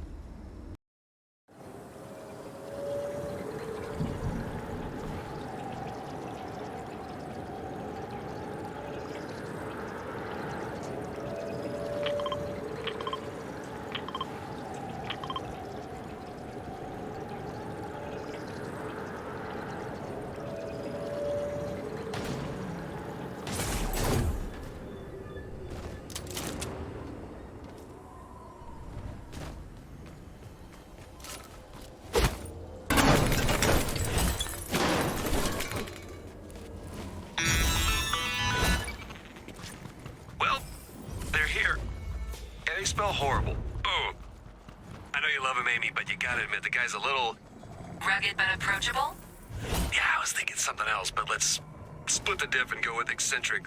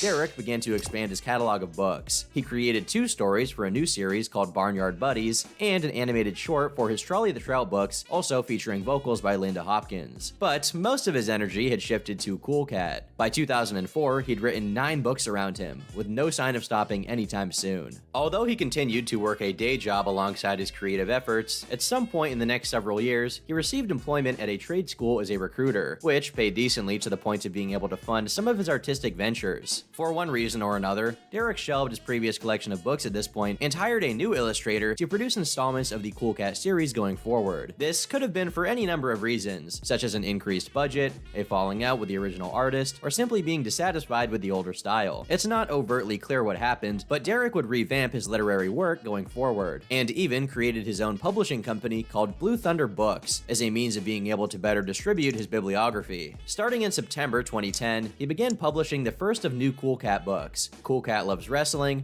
Cool Cat Loves Baseball, and Cool Cat Loves the Beach. Several more, such as Cool Cat Loves Horses, Cool Cat Saves the World, Cool Cat Loves Karate, and Cool Cat Loves Military Kids, are revealed to have existed and contains the likenesses of various celebrities. But this batch of stories was soon lost entirely and is yet to be re-released. Cool Cat Loves Karate stood out due to a promotional poster Derek made with 24 celebrity martial artists, claiming they liked it, making the story the most endorsed karate book in history. Derek also incorporated both English and Spanish translations onto the pages, making the new Cool Cat books another bilingual series. Included with a bunch were other installments that attempted to give positive messages for kids about the importance of being environmentally friendly, which was a topic that was becoming especially relevant at the time. Derek addressed this subject in Cool Cat Goes Ethanol, later changed to Cool Cat Loves Going Green, and Cool Cat Loves Biodiesel. As a result of these 2 stories, Derek got his first bit of mainstream attention when he appeared on Fox News in Las Vegas to advertise the Cool Cat collection of books. It's unclear exactly how successful the books were after this promotion, but Derek continued to put forward effort developing Cool Cat into a popular franchise. He decided that the best way to do so was to pursue being picked up by a network for an official TV series surrounding the character. He was evidently told that the best means to do so would be to produce a pilot episode to pitch to investors. Derek then began laying the groundwork for the project using his connections in the industry, and in March of 2012 put out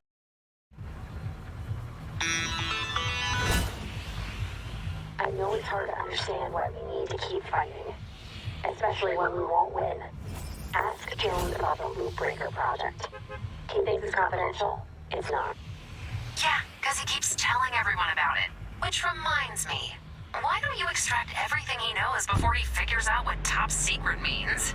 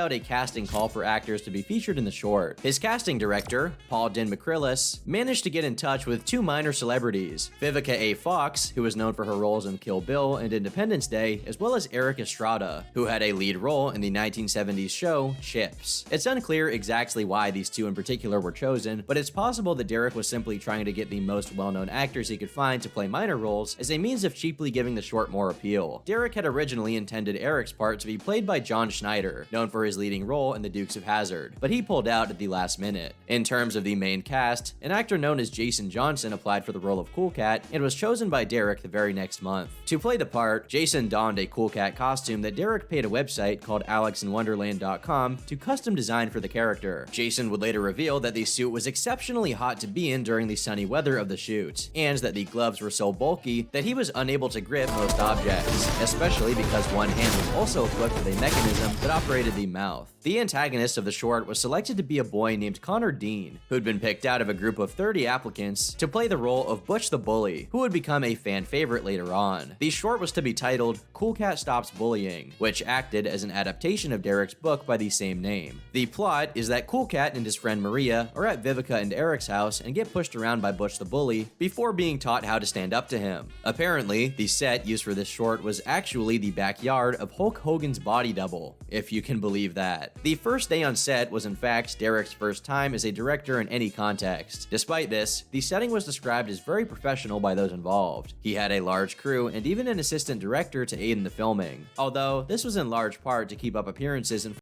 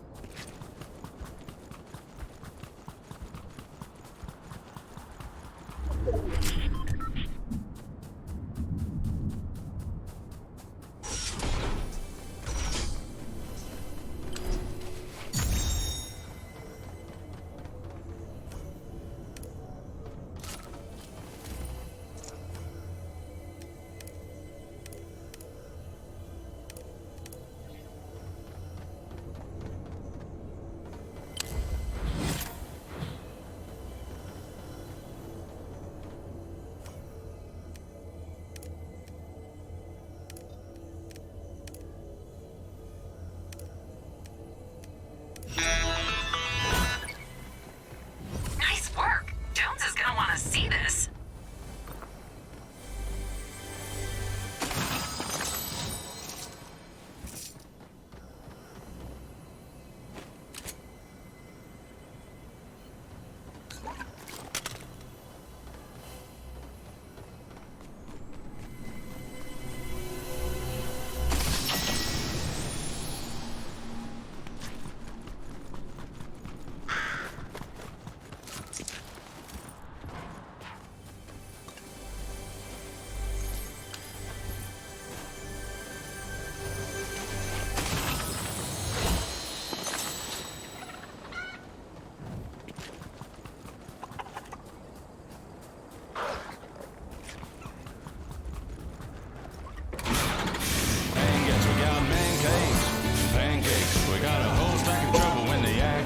We got gunfights every night. We got butter plate specials that'll treat you right. Come on down and rip some money's going on up to Surfland nightly. Yeah, yeah, yeah, yeah, yeah. Come on down to the butter bar. Come on down to the butter bar. Got buckets of bacon and stacks of jacks, jugs of maple, you can throw it on back. Kick it back in front of the fire, take a load off to your heart's desire. Got a cannon up front, one out back. We got home style cooking and that's a fact. Check the board for what's on tap. We got the best thing slurp on the whole dang map. Pile in the truck and come on down. We got the best food in this whole dang town.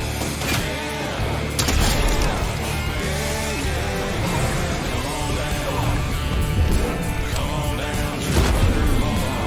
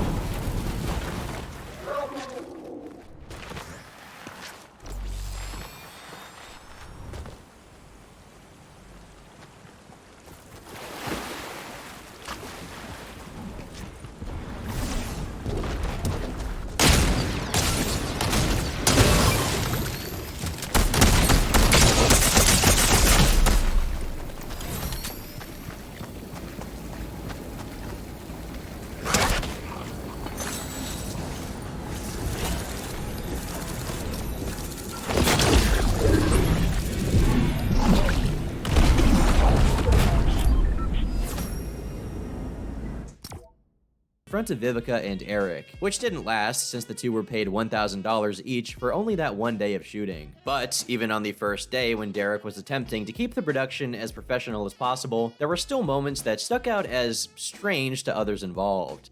He made a very big deal about the only editor that he ever worked with, how he won an Emmy. Well, he actually had this editor come down to the set and bring his Emmy, and he had the actors pose with his Emmy. That's where that picture came from.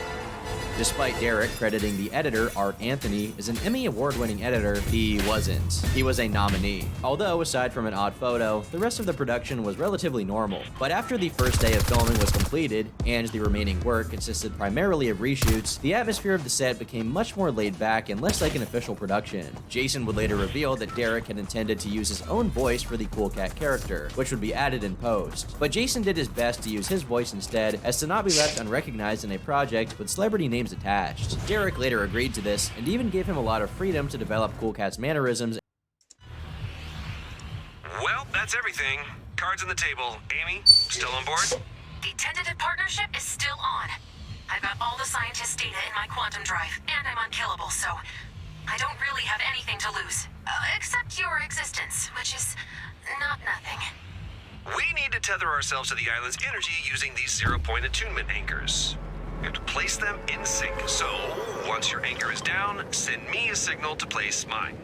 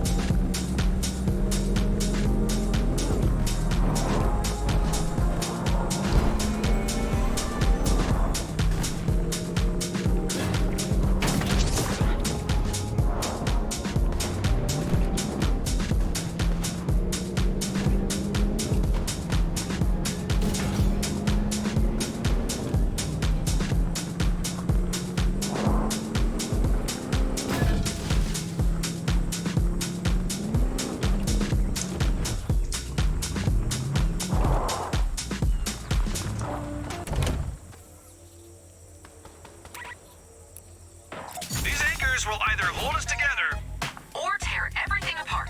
And I mean everything. Probably not that. We're gonna be fine.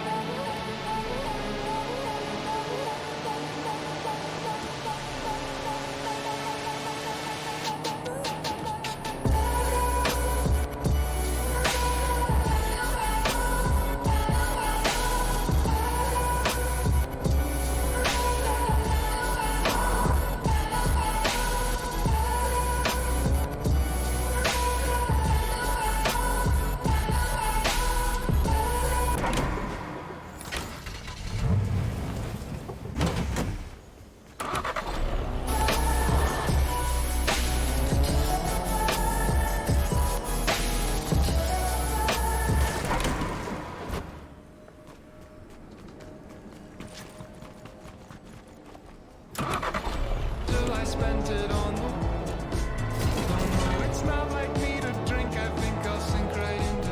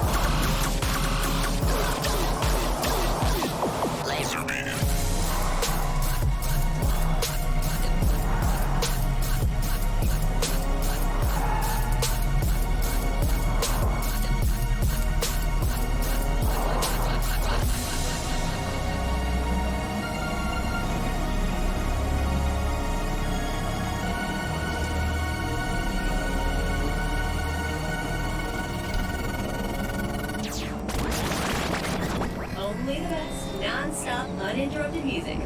Except for this part. Right here. Where I'm talking. And that's over now.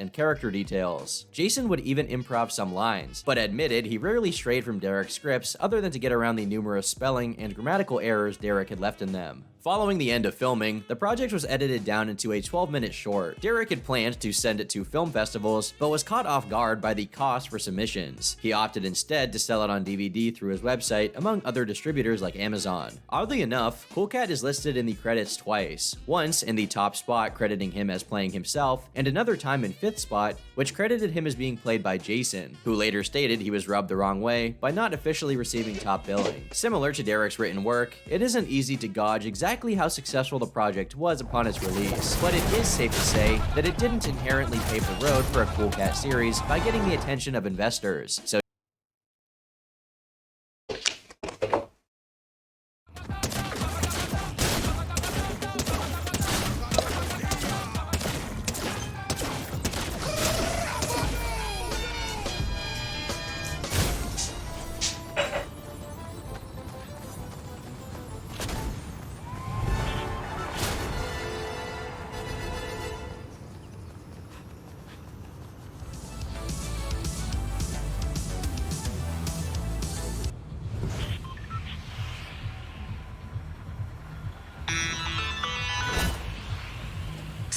how should we get these research notes to the paradigm? I could read them like an audiobook. Data point 1. Value at, open bracket, -4, comma, +8, close bracket. You know I love that idea, but there's gonna be a way to send all of it at once. We should look into how this 0 point is communicating. Maybe take some energy signature readings. Pick up a sensor backpack and get some energy readings at Loot Lake.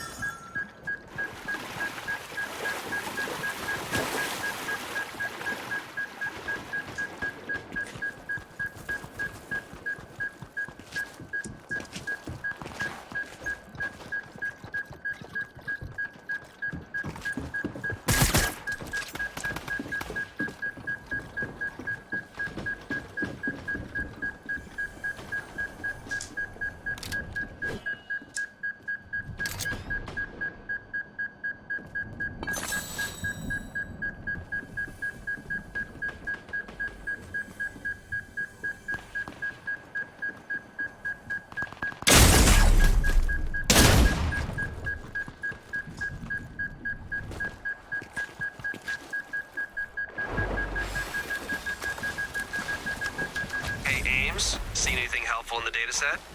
Nope. Should I prepare for my audiobook debut? Amy hopes you have enjoyed this presentation.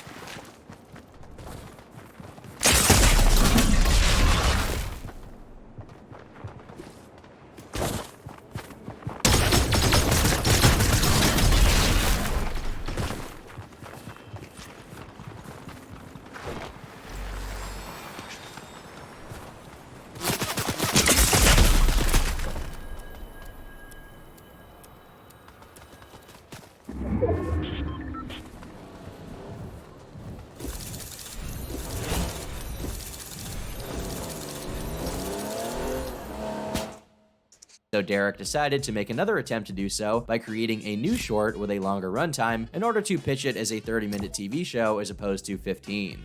We started off with Cool Cat Stops Bullying.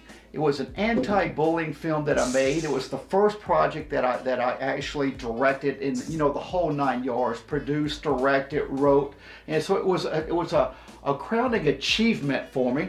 But what I quickly learned is that it's extremely difficult to promote a short film, even when they got good actors. I mean, the lovely Vivica A. Fox and Erica Strutter starring in this project. But by getting it out there, it's just, it was really difficult. So I said, oh, I need to produce another project. And this time I want to make it right at 24 minutes to get a 30-minute show. The Cool Cat Finds a Gun short was the next project Derek would take on in order to give gun safety tips as a result of the Sandy Hook shooting. The story was once again lifted from one of Derek's previous books. This time, Trolley Finds a Gun. The short featured a return of Butch the Bully as the antagonist, as well as introduced Derek himself as Cool Cat's father, who's referred to by him as Daddy Derek, which Jason himself was off-put by. You just, a grown man just can't ask somebody to call him daddy unless it's your own child.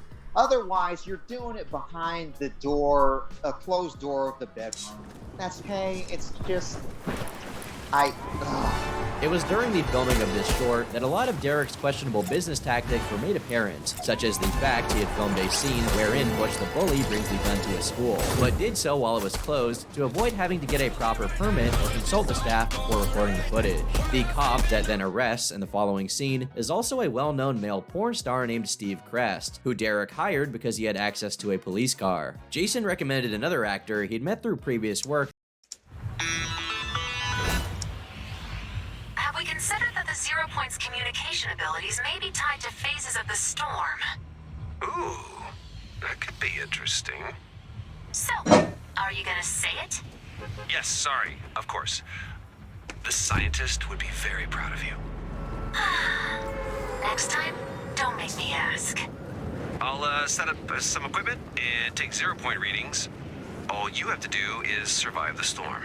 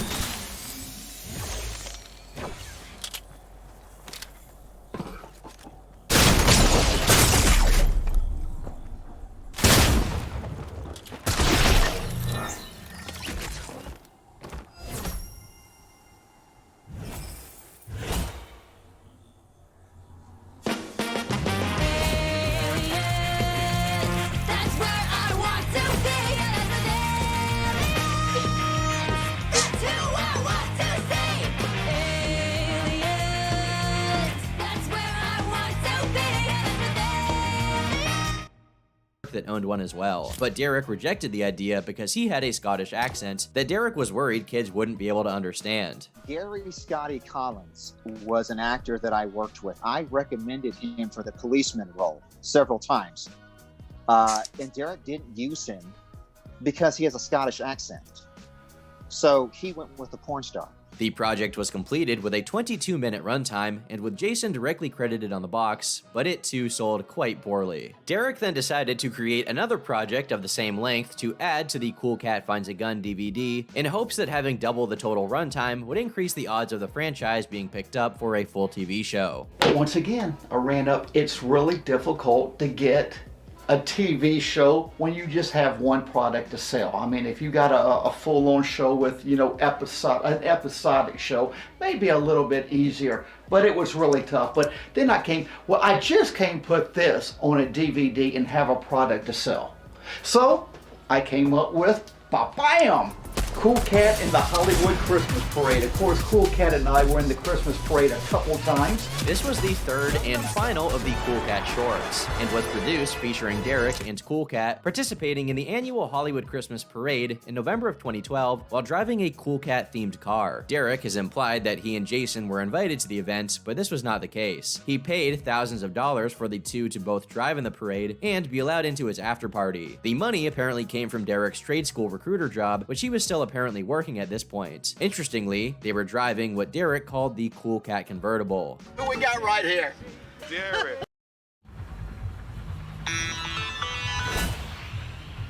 I need you to find a way to send me that research.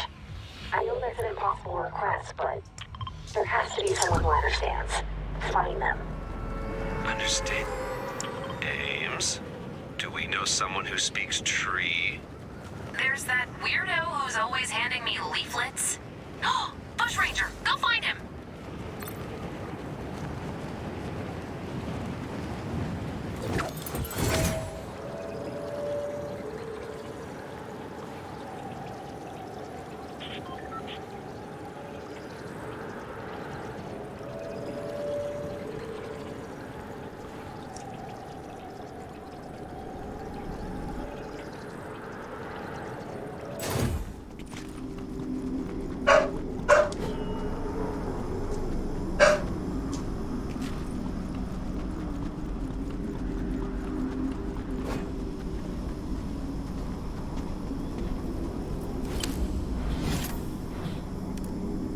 Bushy thinks he can do it.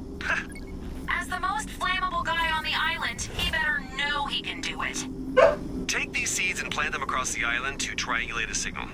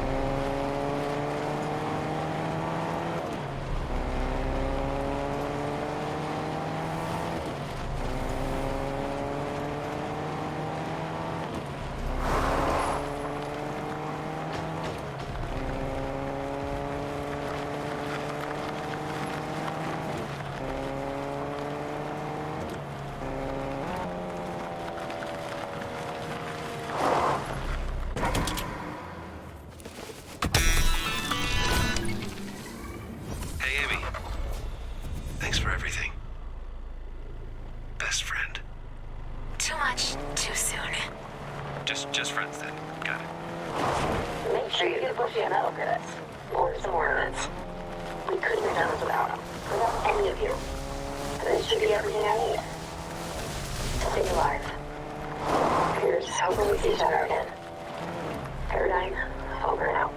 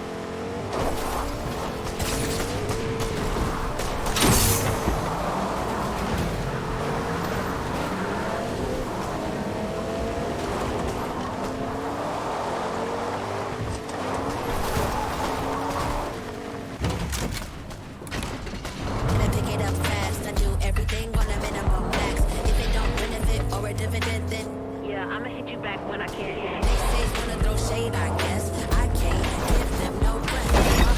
Stay on their neck, and I get that. If you want to cut, I can deny that. Pull past me in the room, ramping. I'm up in my stock, I'm in the climax. I have a last with the one with that. No, where money go, 'cause I fit that bill. I run a place when I'm in that field. Got a mask on my mouth, 'cause I've been that ill. No, y'all better chill. Where money go, 'cause I fit that bill. I run a place when I'm in that field. Got a mask on my mouth, 'cause I've been that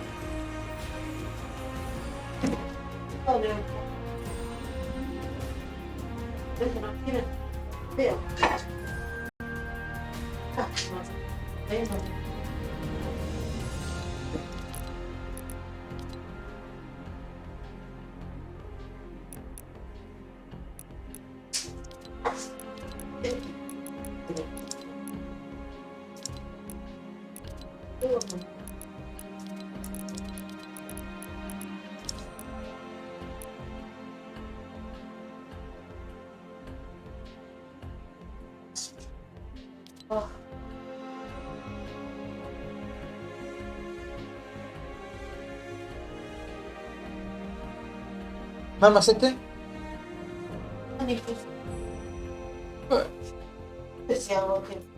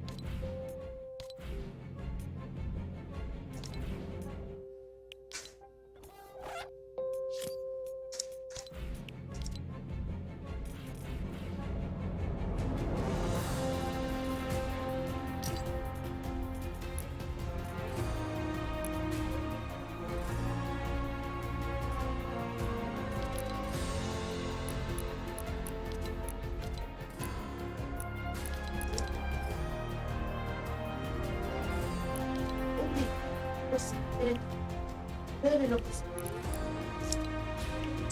te queda para León.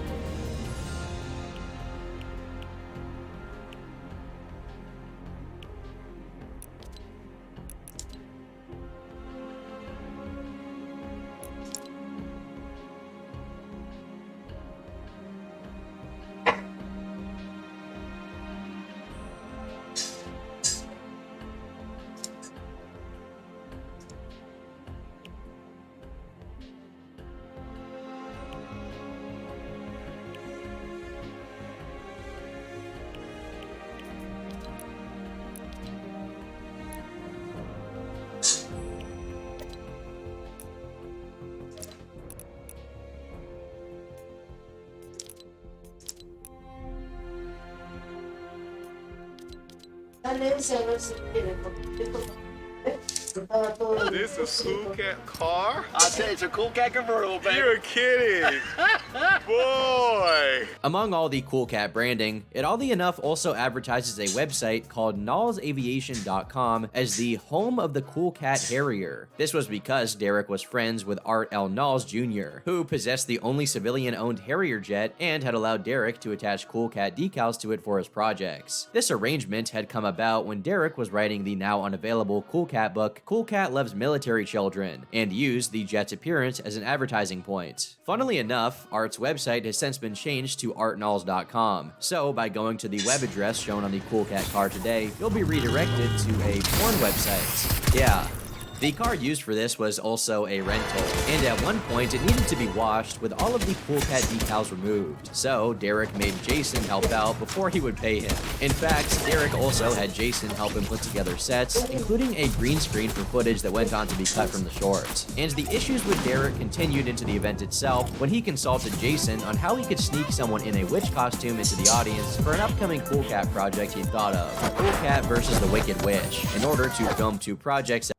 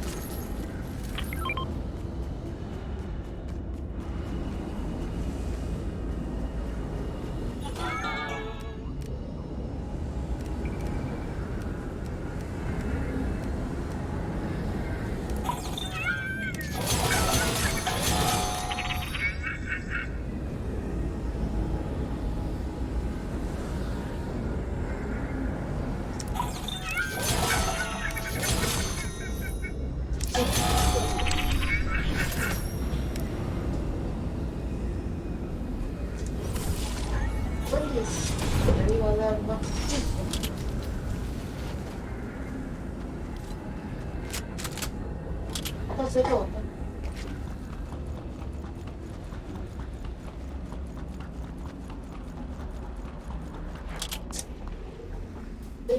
Devi stop. Böyle. Tabii ısıtmalı bekledim.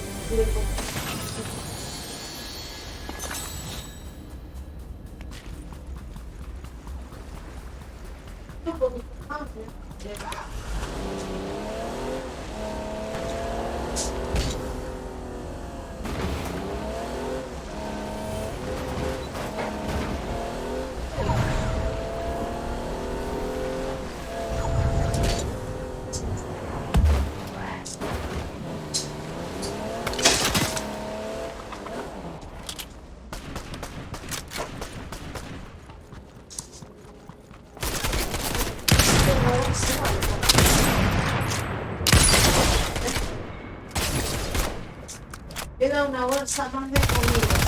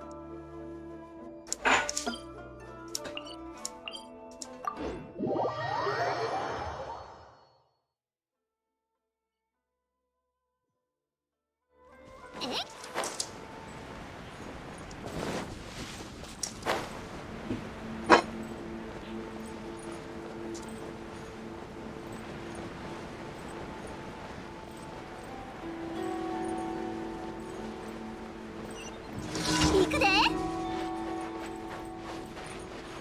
花火見いひん。やって。おっと。はあ。ほな。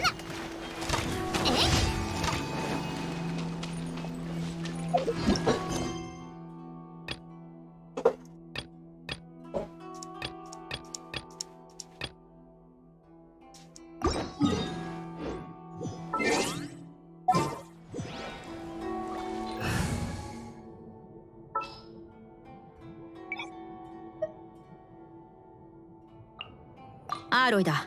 狩りなら任せ。Mira, porque yo te voy a decir, voy a coger una madera con este para el cuerpo. ¿Le pusiste azúcar, no? Papel de diario, pintarlo a las patas. Viste, le hago un rollo y ya le queda. Sí. Aparte, las cosas estas le hacen hacer para que te la cuiden entre los padres y los hijos.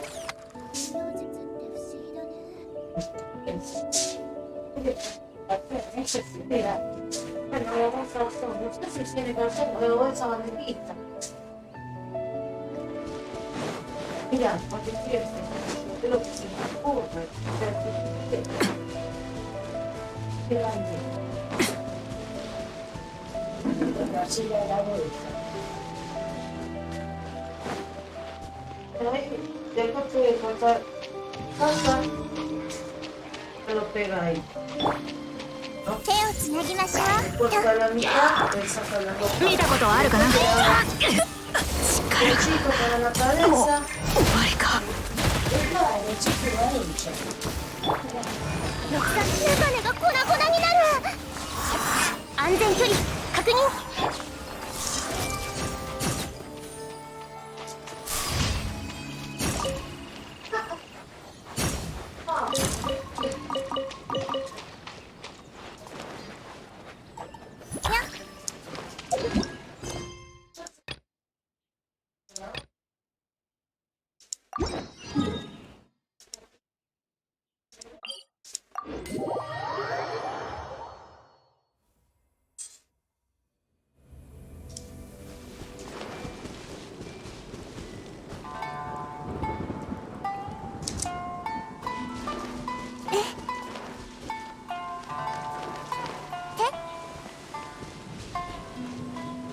痛くしちゃうかも。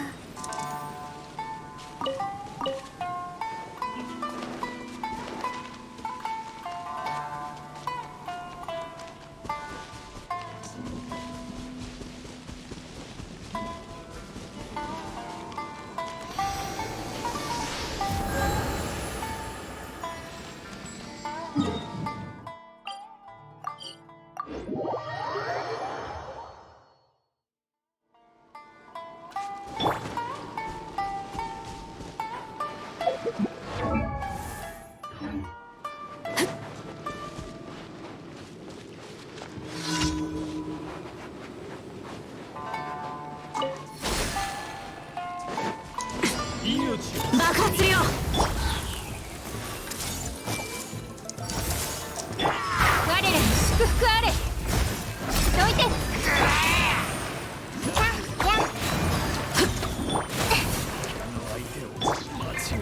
はびこりなさい。砕けなさい。やはりダメだったか。これを食らえ。いらっしゃい。間違えた。全部丸見えね。が釣れたよ。愛を奪ってやる。無双の風しみれ。どいて。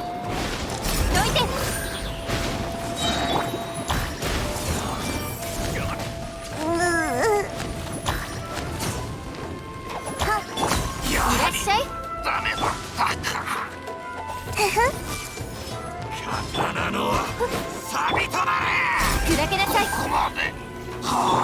手をつなぎましょう。ちょうどいい距離。吸引テスト開始。安全距離確認。逃がすか。どいて。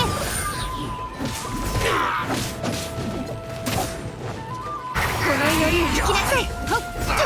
いらっしゃい。ここまで。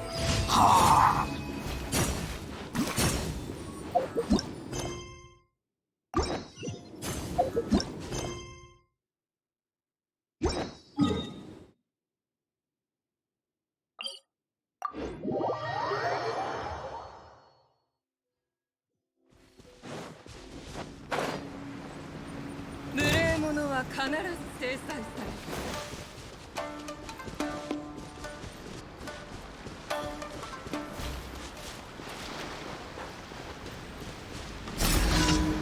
キャリ。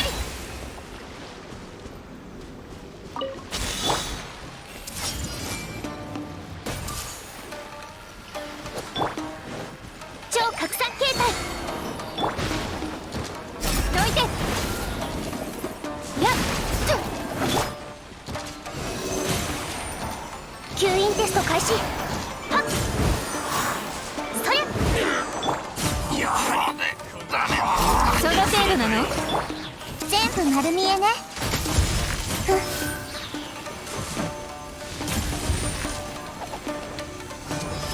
刀のここまで。ほっ。砕けなさい。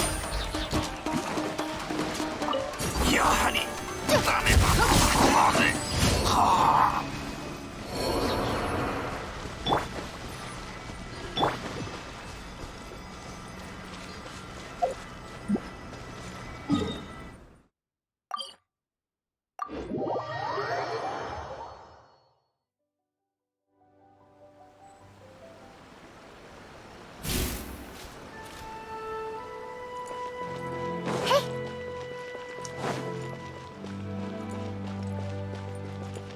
星と深淵を目指無事今日の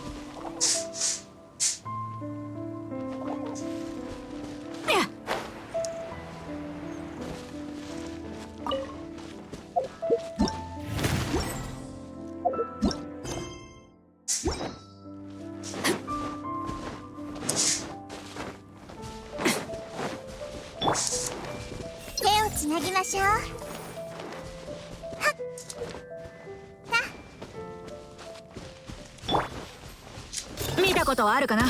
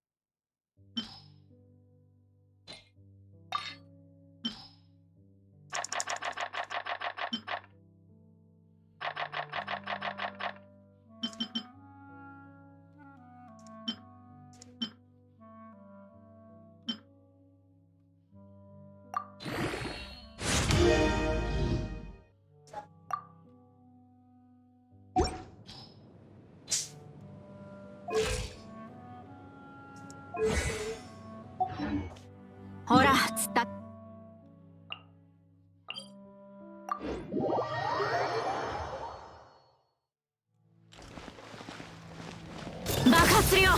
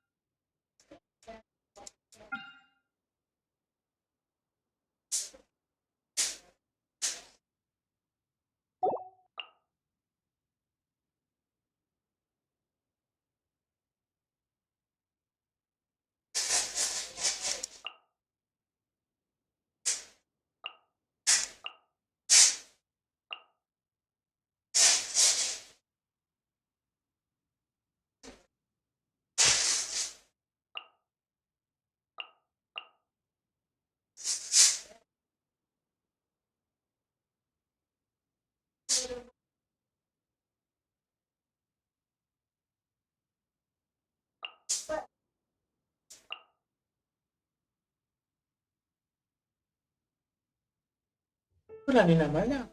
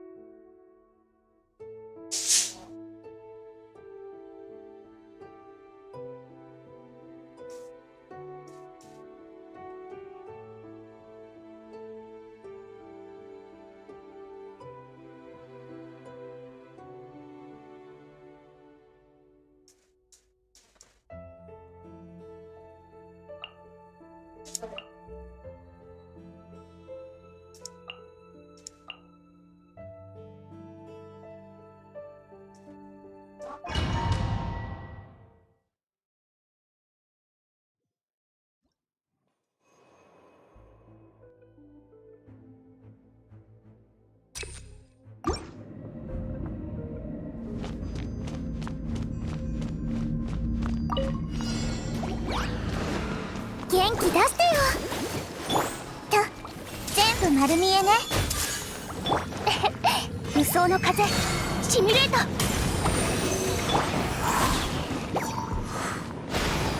姿を見せよオーズ。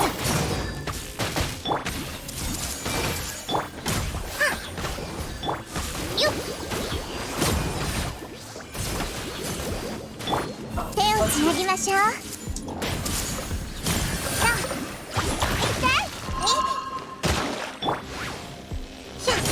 お嬢様の仰せのままに。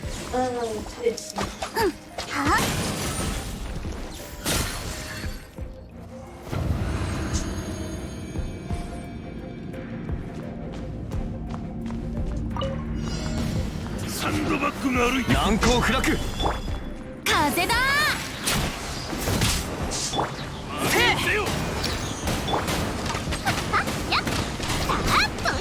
行くで。気ぃつけるで。おっとやっはっへいやおっ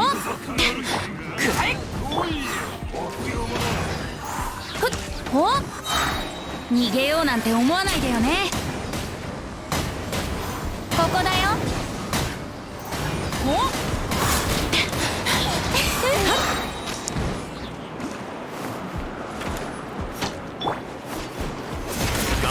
八九。風だ燃えろ。足元に気をつけて。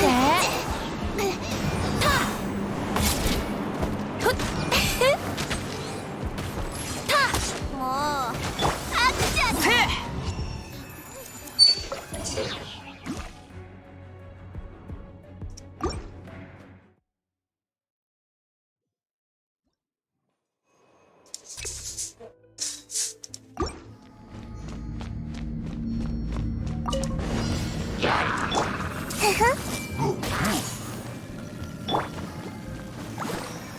バーバラ6308式ユニット。断罪の名において手をつなぎましょう。とほっほっやあとふふ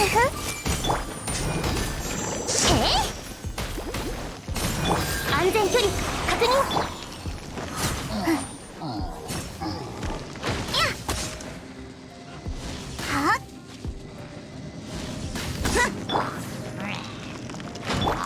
全部丸見えね。えい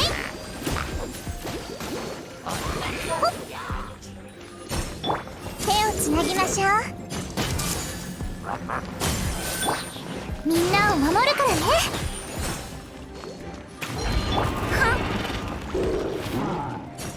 姿を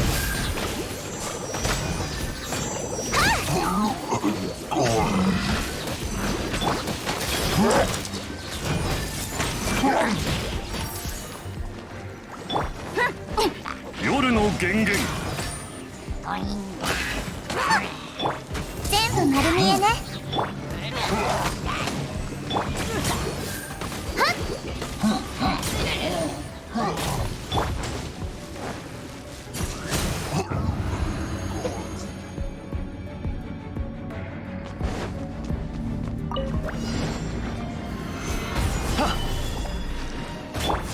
一緒に遊ぼうよ。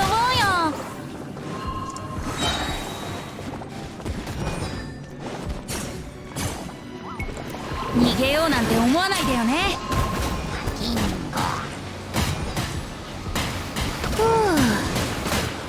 はあ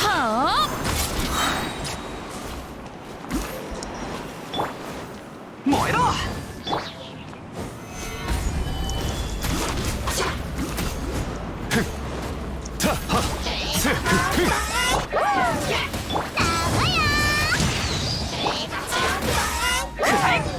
走るより足元に気をつけて。風だ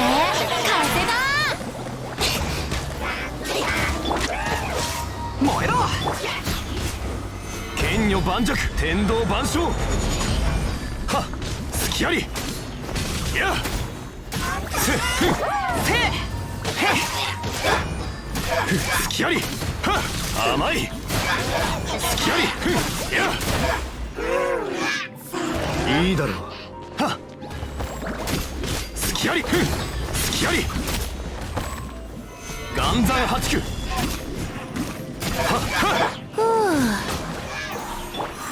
やっふん。えはっ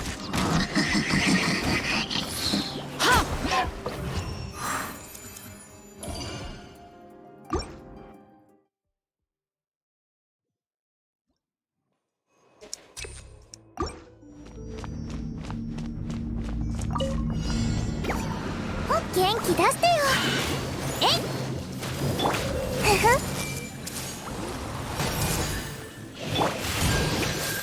はっはっ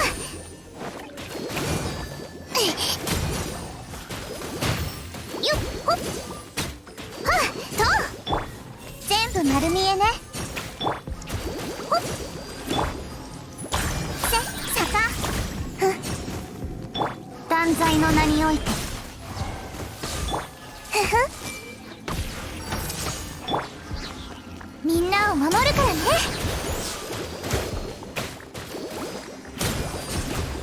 よっえい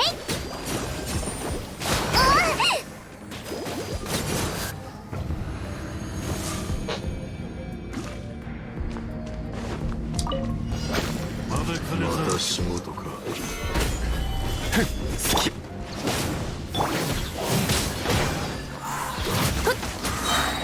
逃げようなんて思わないでよね。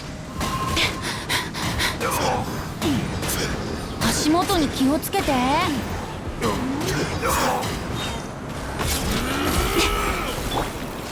花火に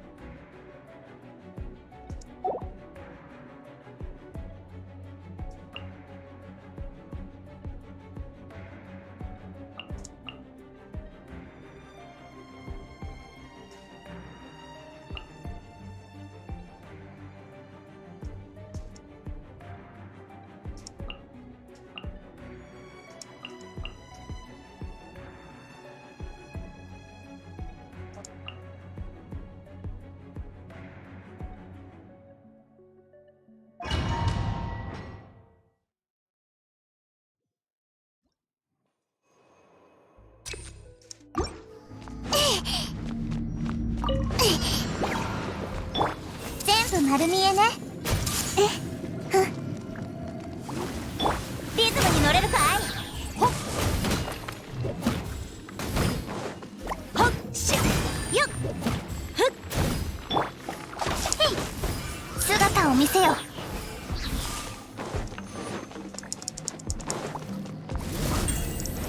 っよっほっほっよっせいふっよっと手をつなぎましょう。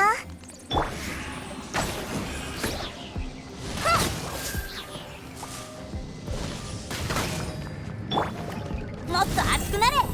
よっふっよっ覚えたわよ。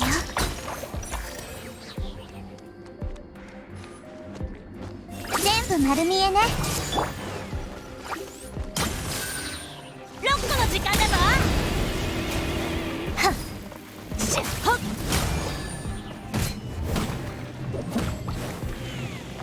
ふっ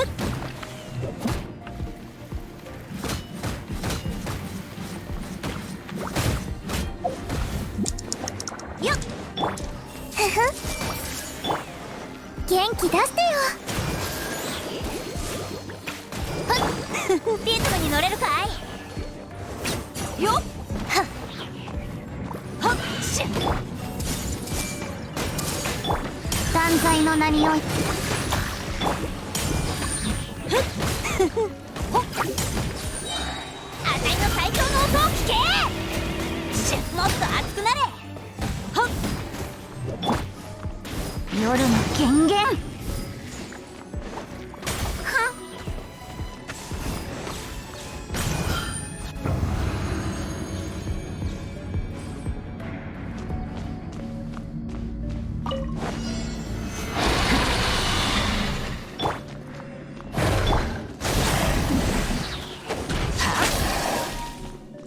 全力攻撃だ。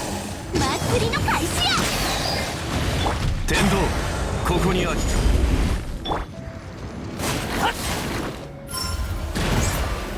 言い逃れはさせない。嵐よいざ。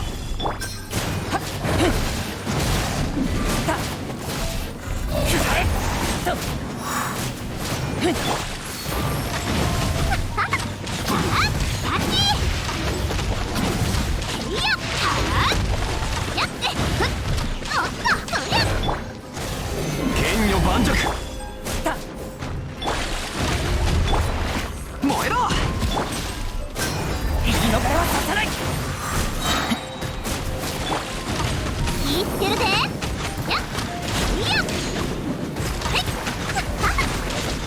はい罪を認めろ。この僕が間違えるとは。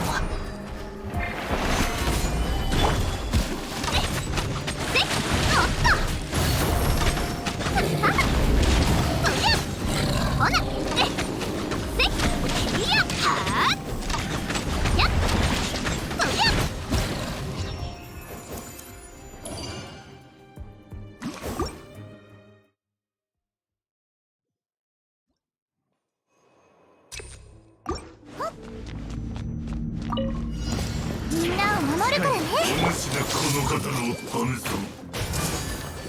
私のお家にいらっしゃい。折れるわけには。姿全部丸見えね。よ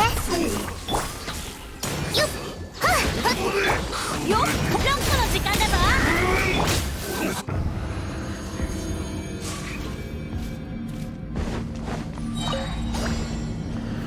剣女盤石くらい。花火見いひん。おっとふっせっいやキャッチー。さあどりゃピンクやで。えいて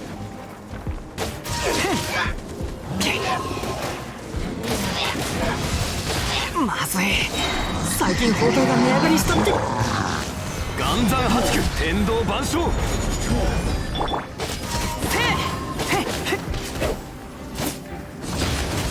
全員どけ。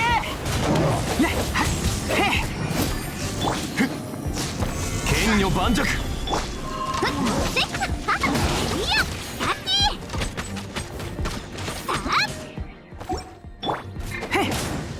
気ぃつけるで。やっおっとせっ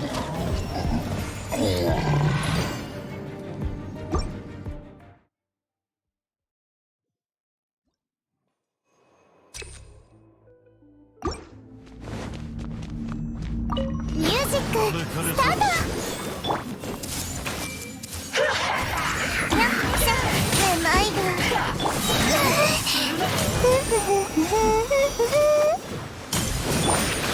これこそが知恵の伝道。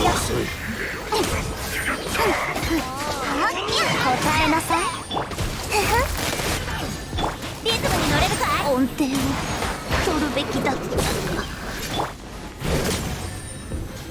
求めてえいっといくよ。手をつなぎましょう。またか。知識をあなたにも。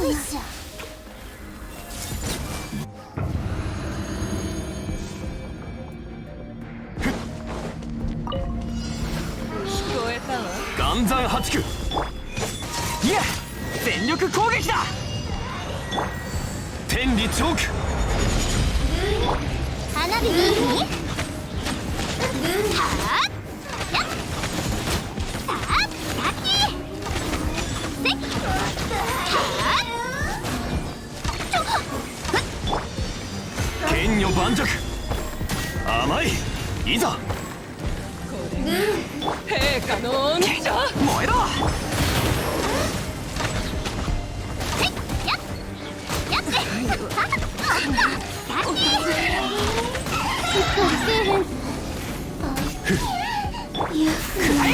よし、みんながそばにいてくれるわ。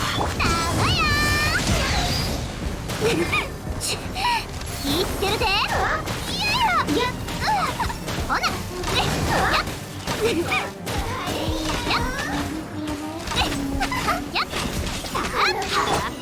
天道万象。燃えろ。難攻不落。花火見いひん。せっいやとややっさあ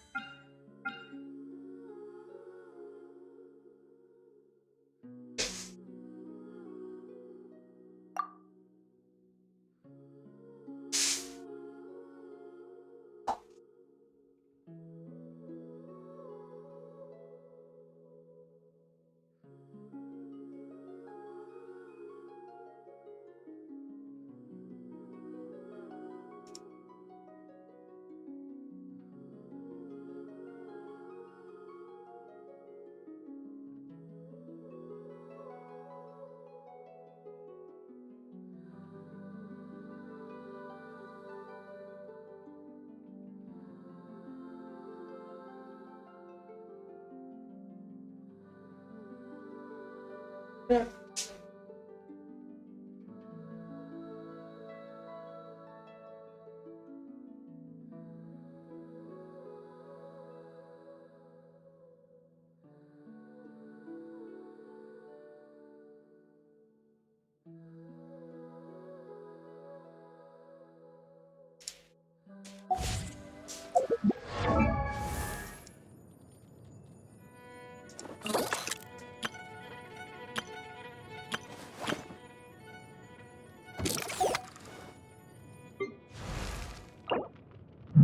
いしょ。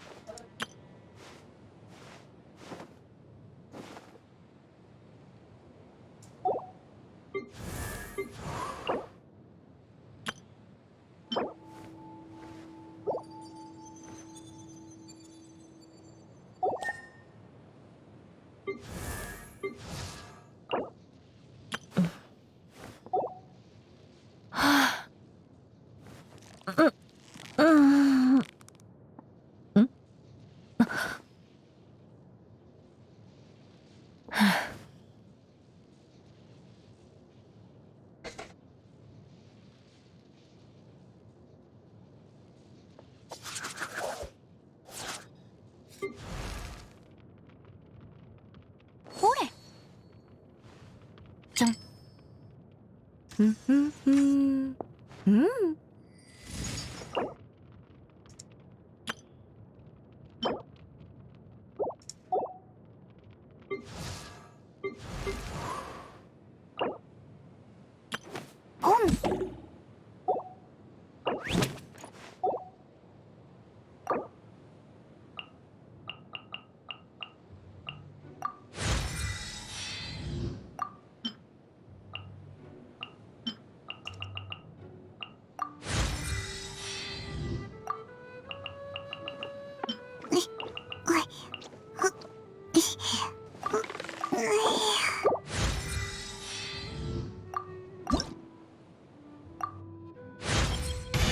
少しは背が伸びたか。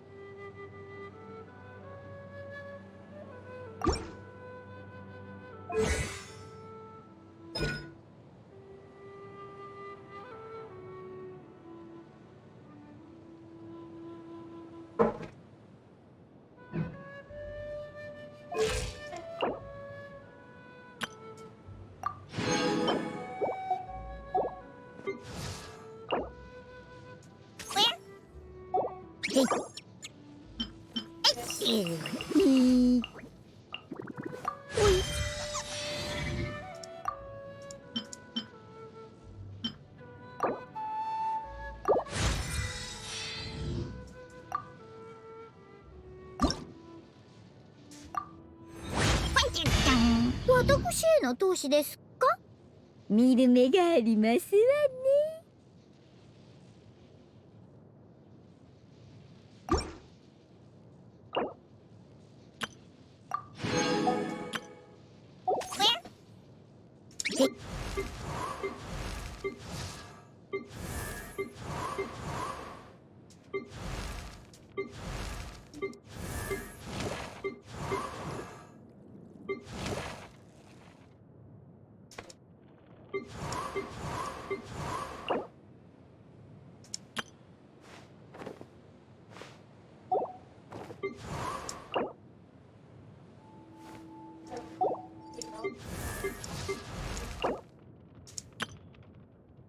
ほれ。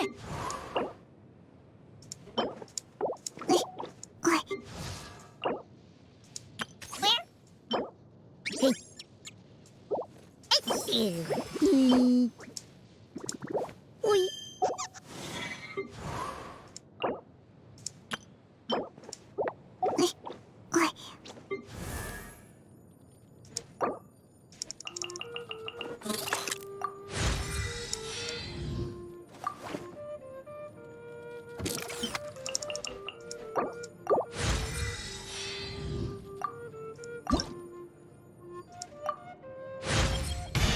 よし、いい感じに進歩してるな。だがここで止まるわけにはいかない。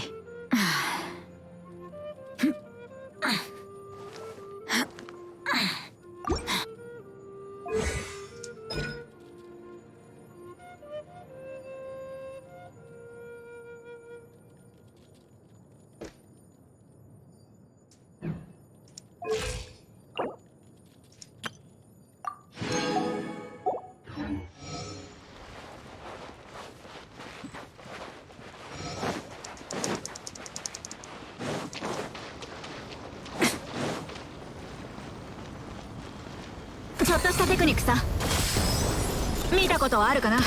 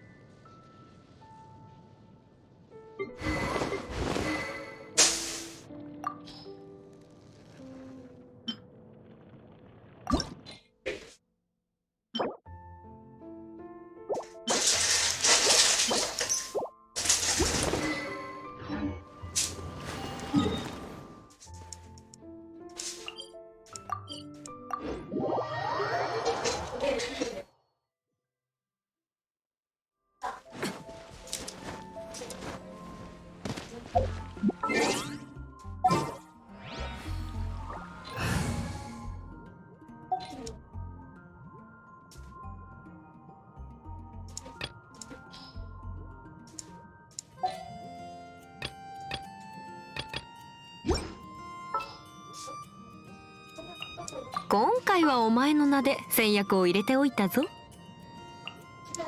り開始。また事件が起きたって？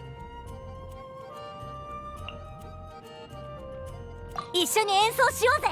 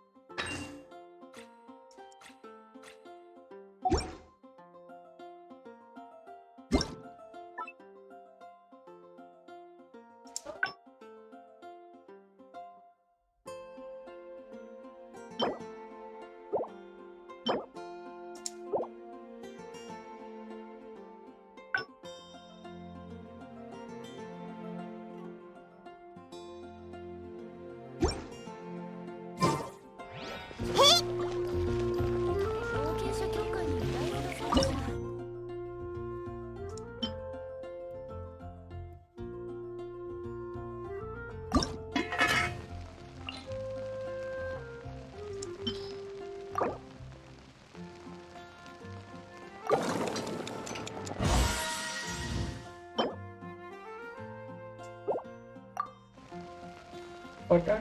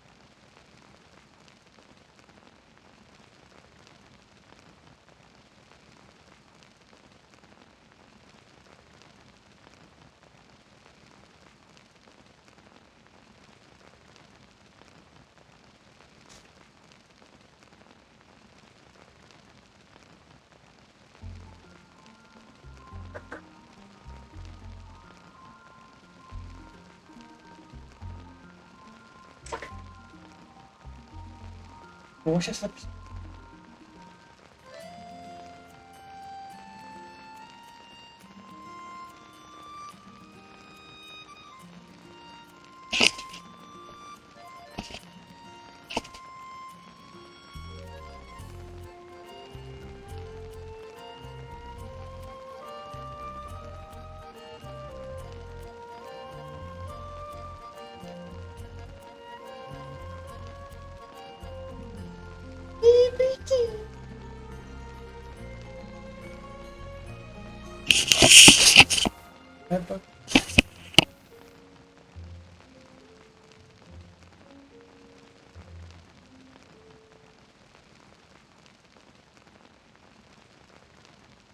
¿Y cómo es potato?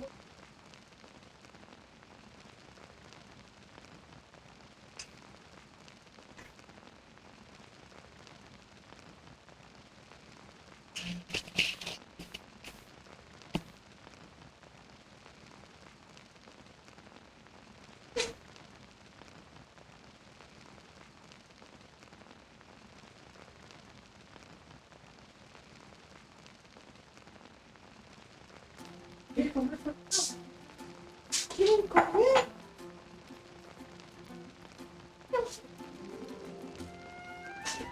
Ah, la comida para los gatos.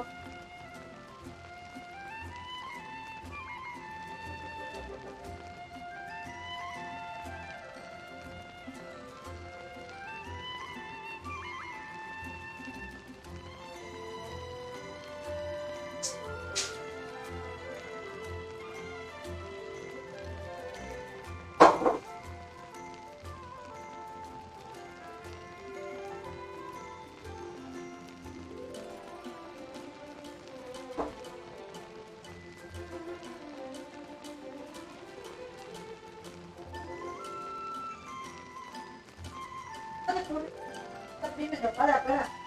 No se la empujes. Un poquito. Ay, no, Ale. Después la tiran. Acá, vení, peteta. ¿Viste que tenía comida eso? No, estaba lleno, estaba vacío. No, estaba lleno. ¿Pero si yo comía petita? Ya quedó.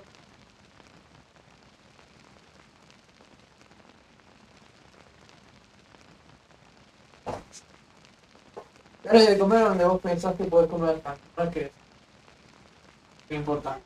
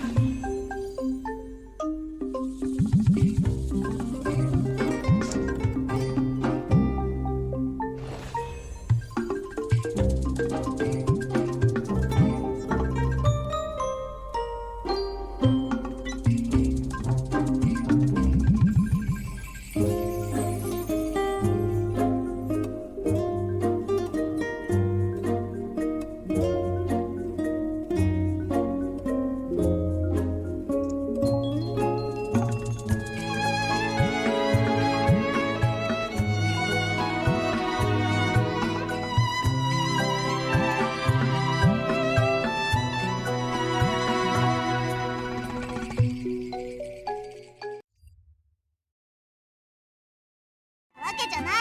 ちょうど休憩中だったの。どれにしようかな。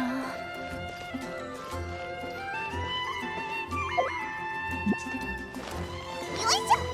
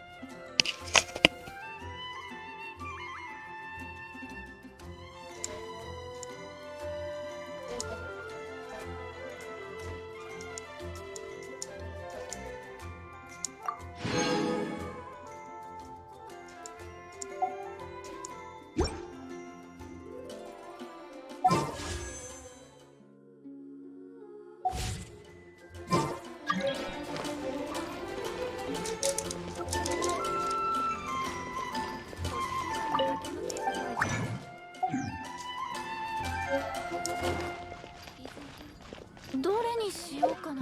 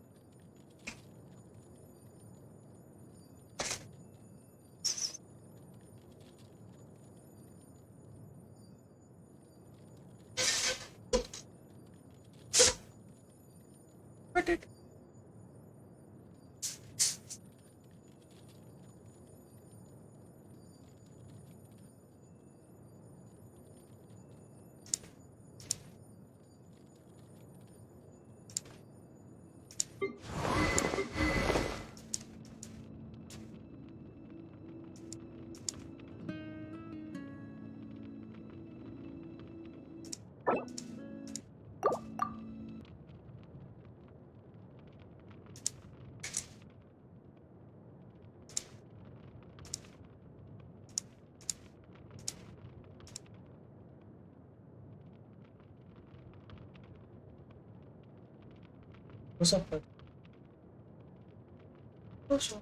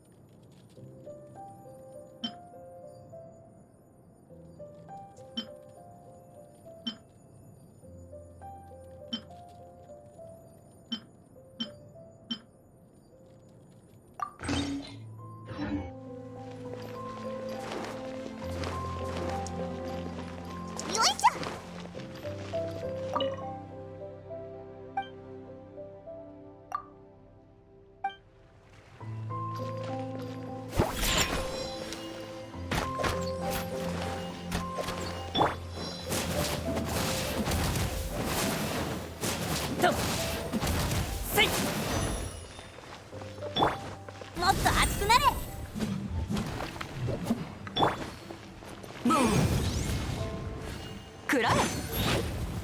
そこだ。よっ。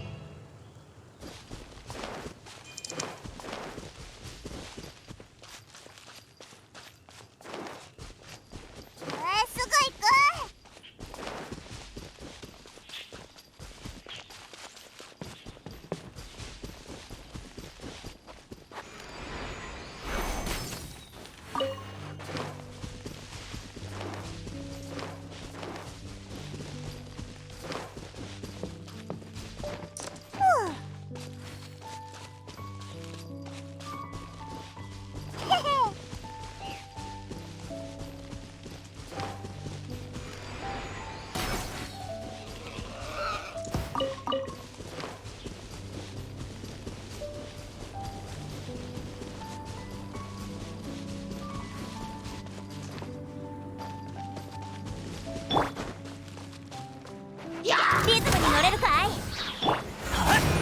やっと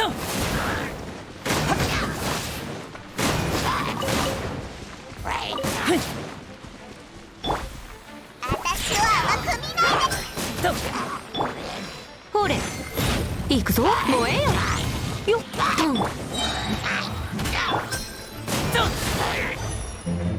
行くよ。やっもっと熱くなれ。ついた嵐を生き逃れはさせない。やっ捕まえたんや。ブー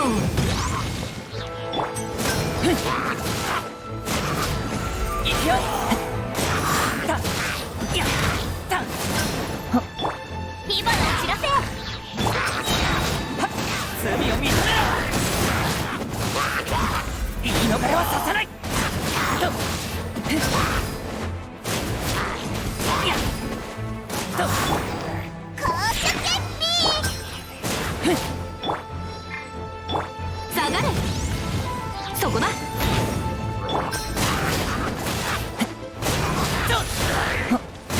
ついもっと熱くなれ。行くよ。私は甘く見ないで。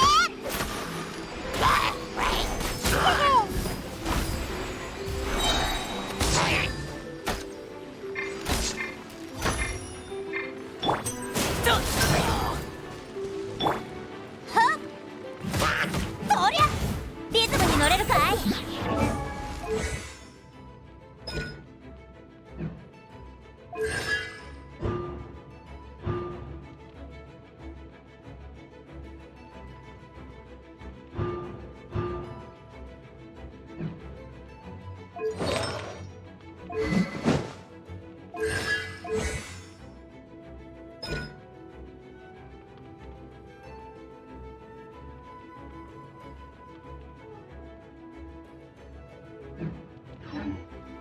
よっよっおりゃ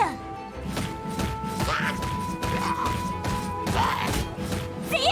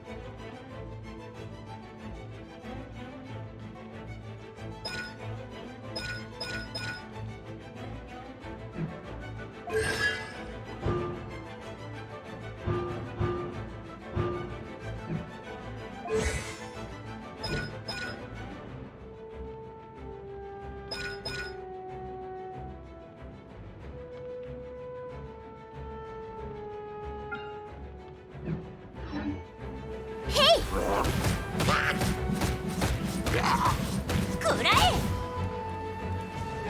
ブー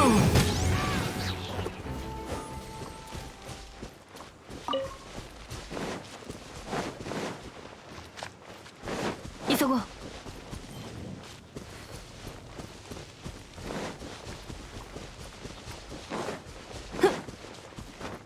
行くぞ。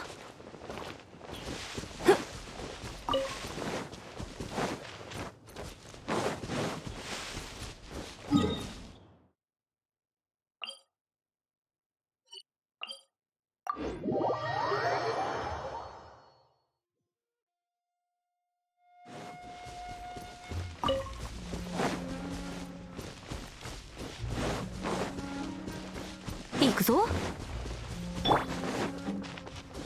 火花散らせ。しっはっ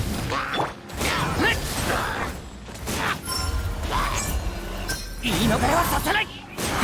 とたやっナの特製ドリンクじゃ。行くよ。短所鉄拳。いや、はあ。あたいの最強の音を聞け。リズムに乗れるかい。うん。嵐よ。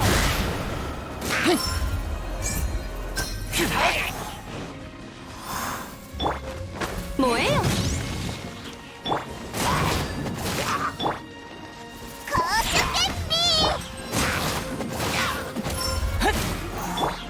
火花を散らせ。ほっせいよ、下がれ。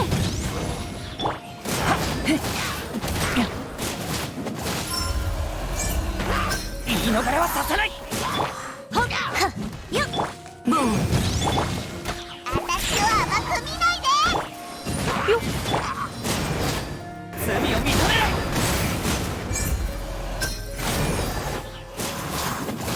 いや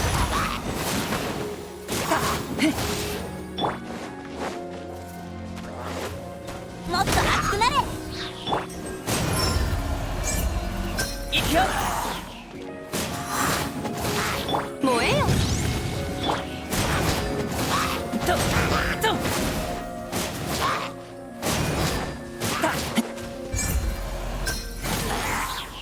火花を散らせ。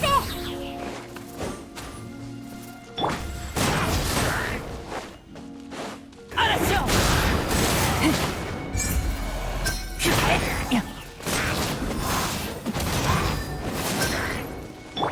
よっもっと熱くなれ。反逆の音を奏でろ。は、炎食いの剣。いや、食らえ。ほれ。下がれ。言い逃れはさせない。反省しなさいよ、マナイさん。公主権利。火花を散らせ。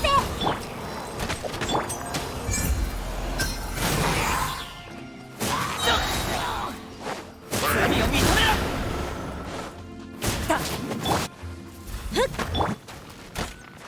捕まえたんや。もっと熱くなれ。ボン。食らえ。そこだ。ロックの時間だぞ。いや行くよ。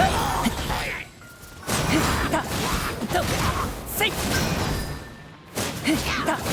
せいとリズムに乗れるかい。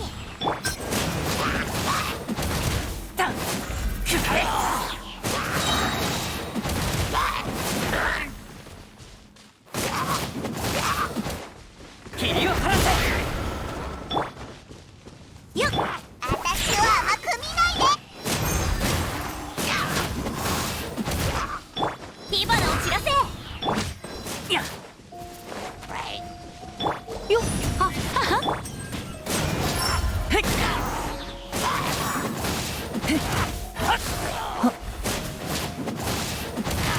せいもっと熱くなれ。いやトン、燃えよ。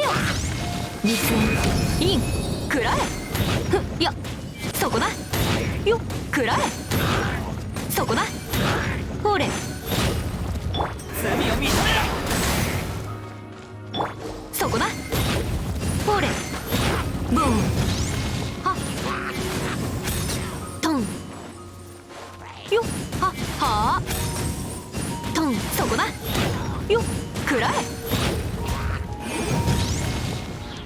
は、さあ。行くよ。と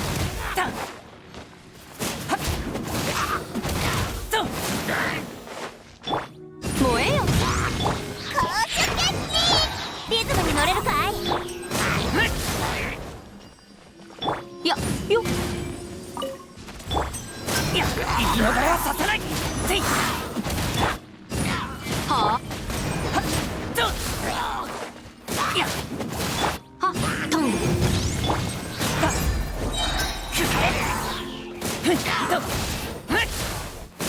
いや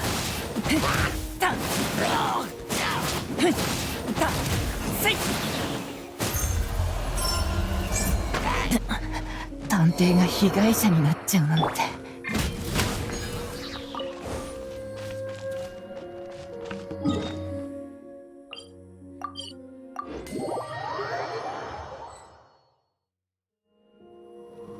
よっ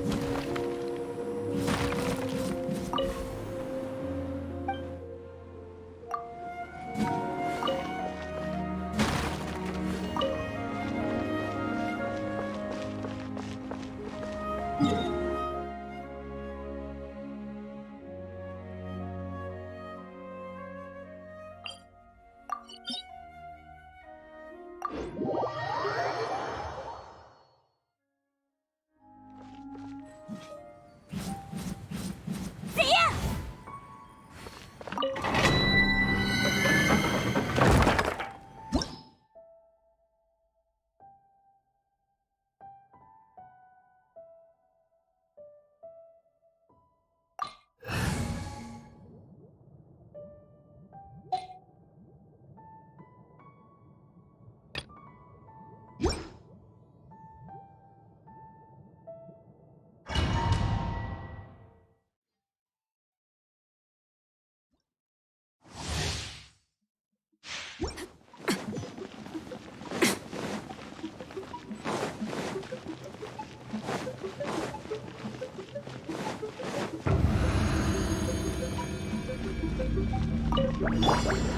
私のお家にいらっしゃい。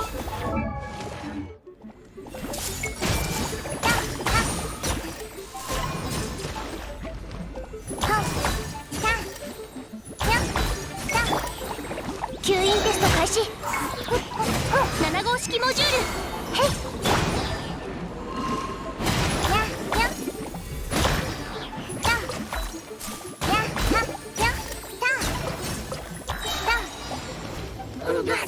これこそが知恵の伝道。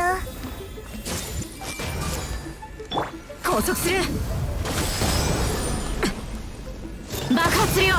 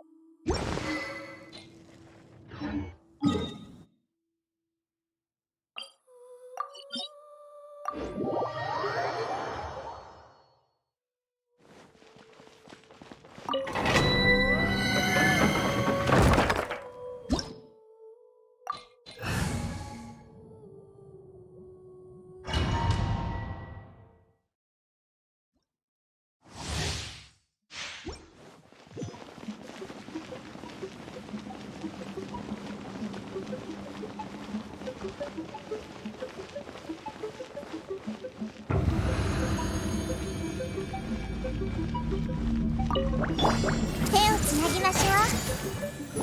せたた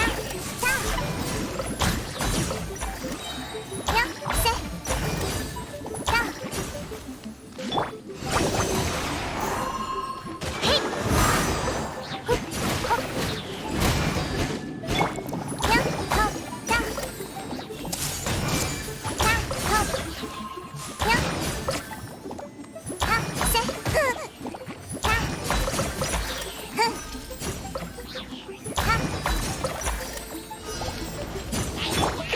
狩人の小道具さ。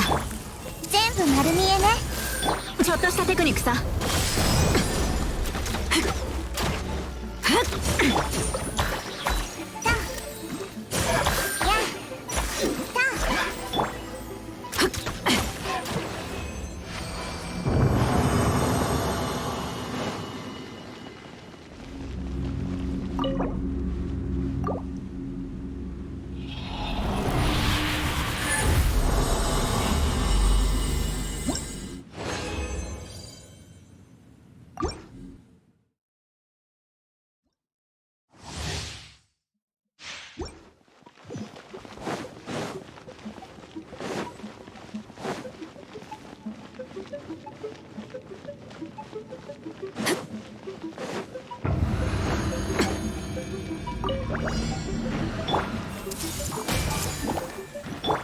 安全距離確認。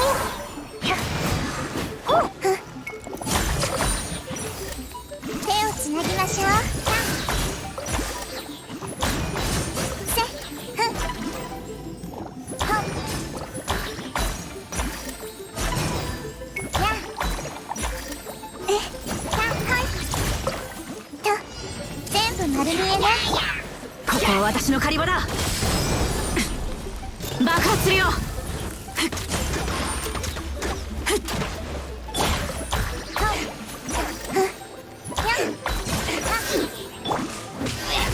どいて。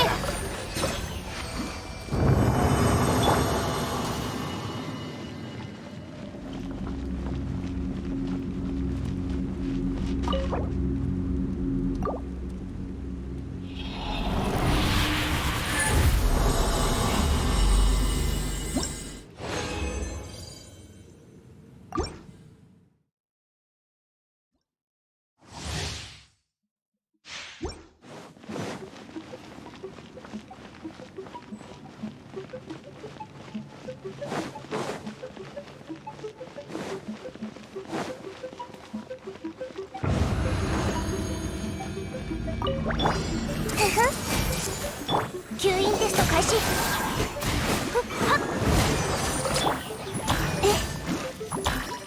全部丸見えね。たやたたほっ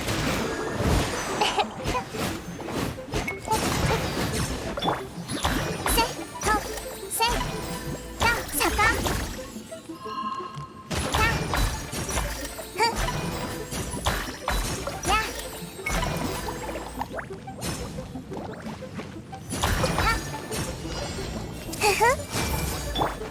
拘束する。狩人の小道具さ。方策を変えましょう。私にはわからない。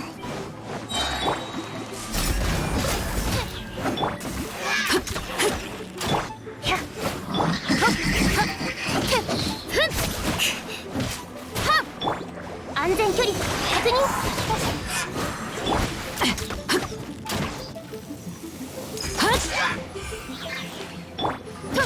どいて。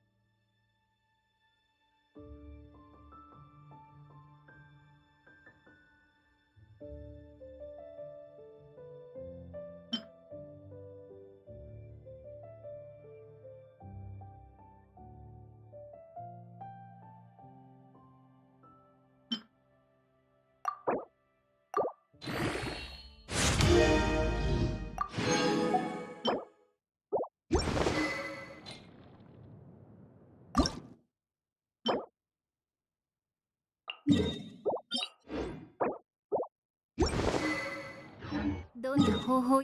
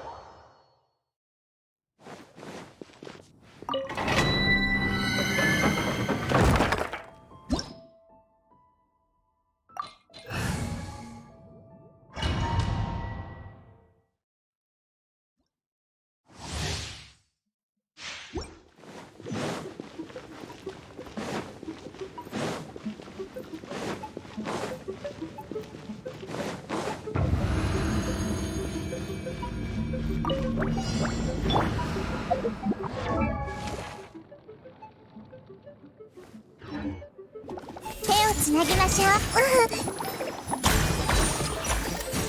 せっほさは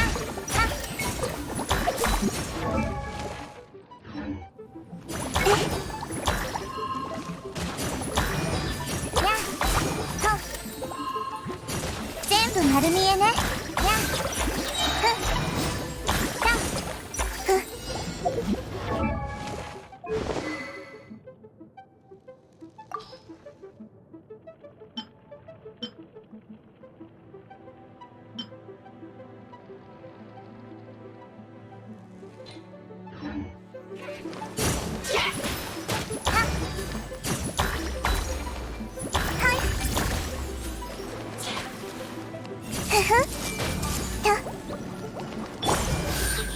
6308式ユニ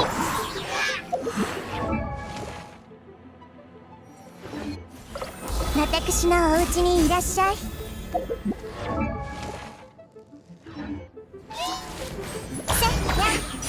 たよ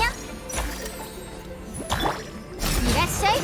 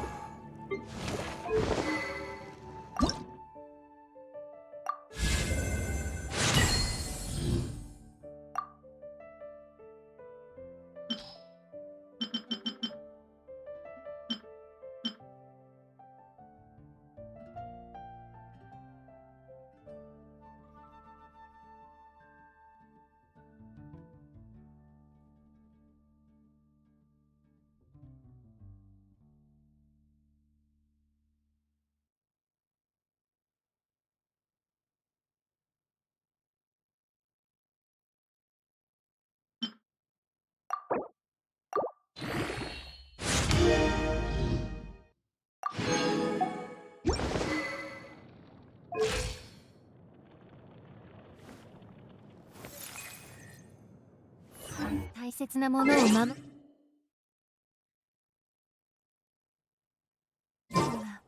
盾だけ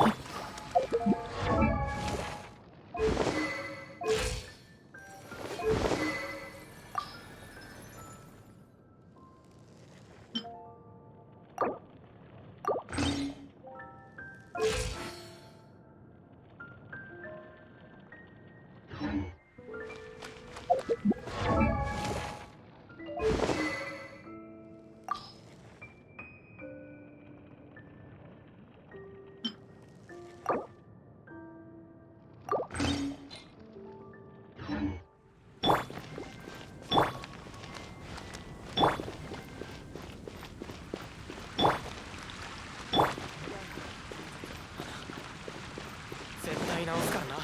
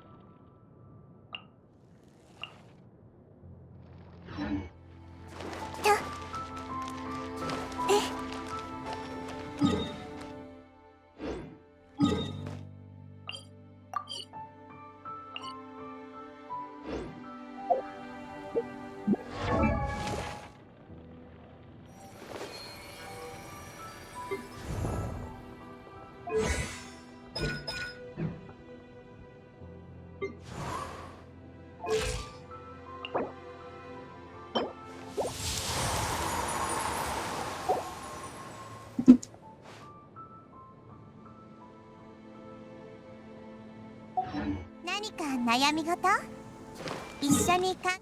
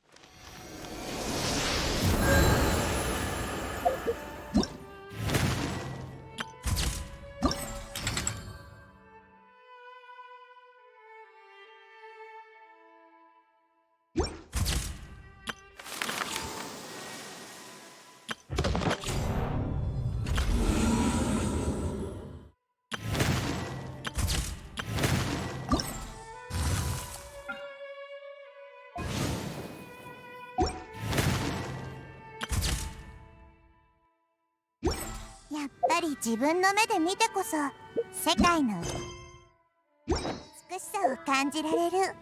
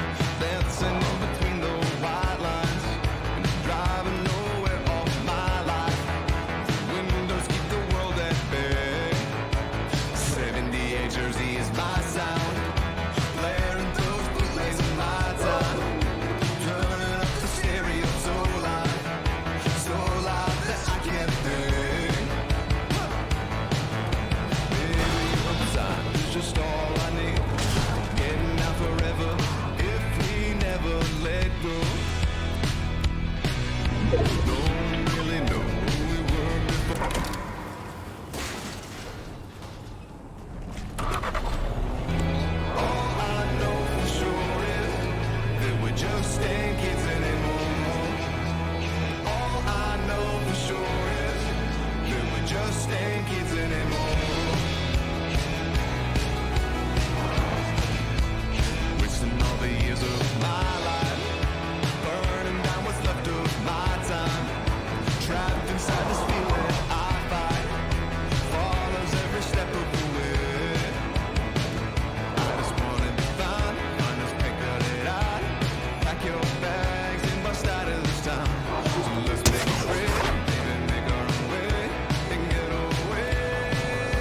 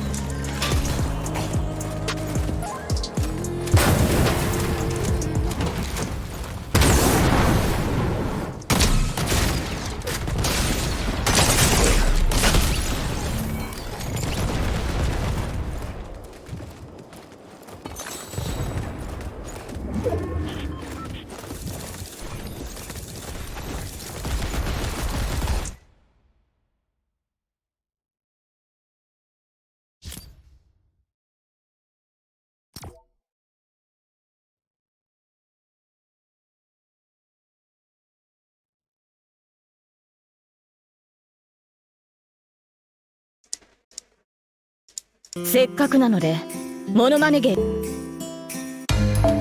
走れソリよ風のように得意点をパドルパドル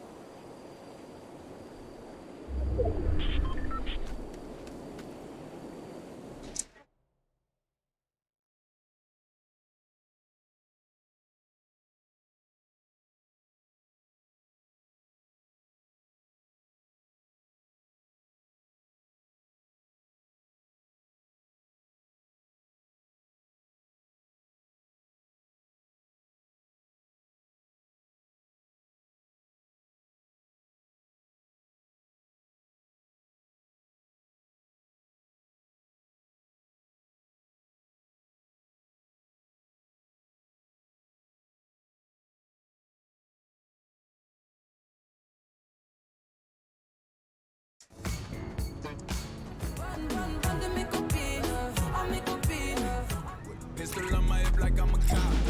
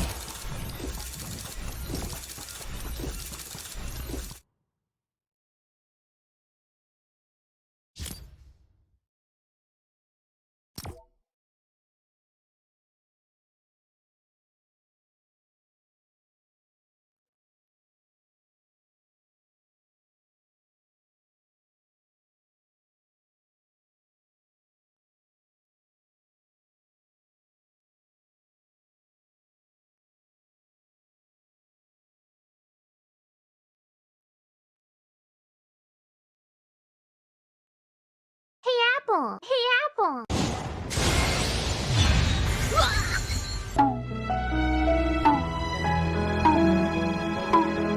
15年生きてきた証がそれしかない私って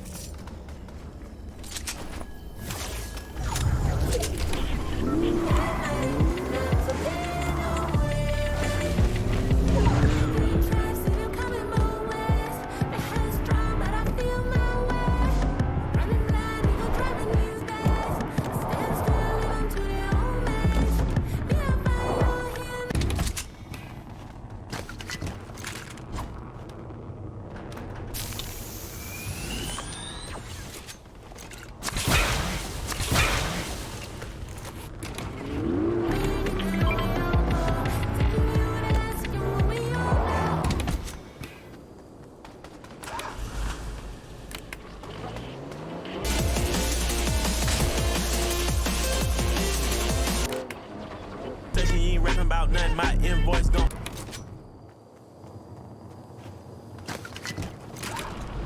what? You know my method, I'ma turn your shirt red, man, then see it out.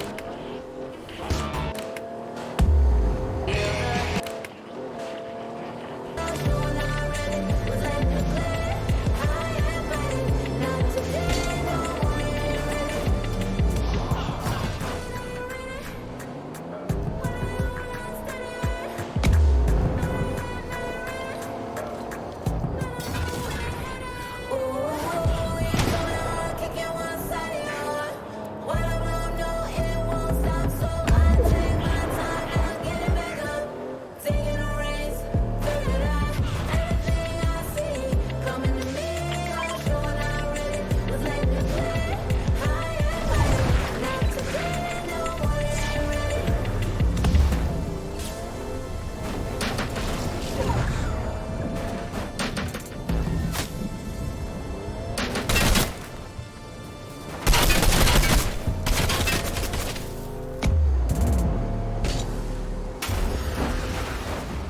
good stuff comes from the underground, like dinosaur bones.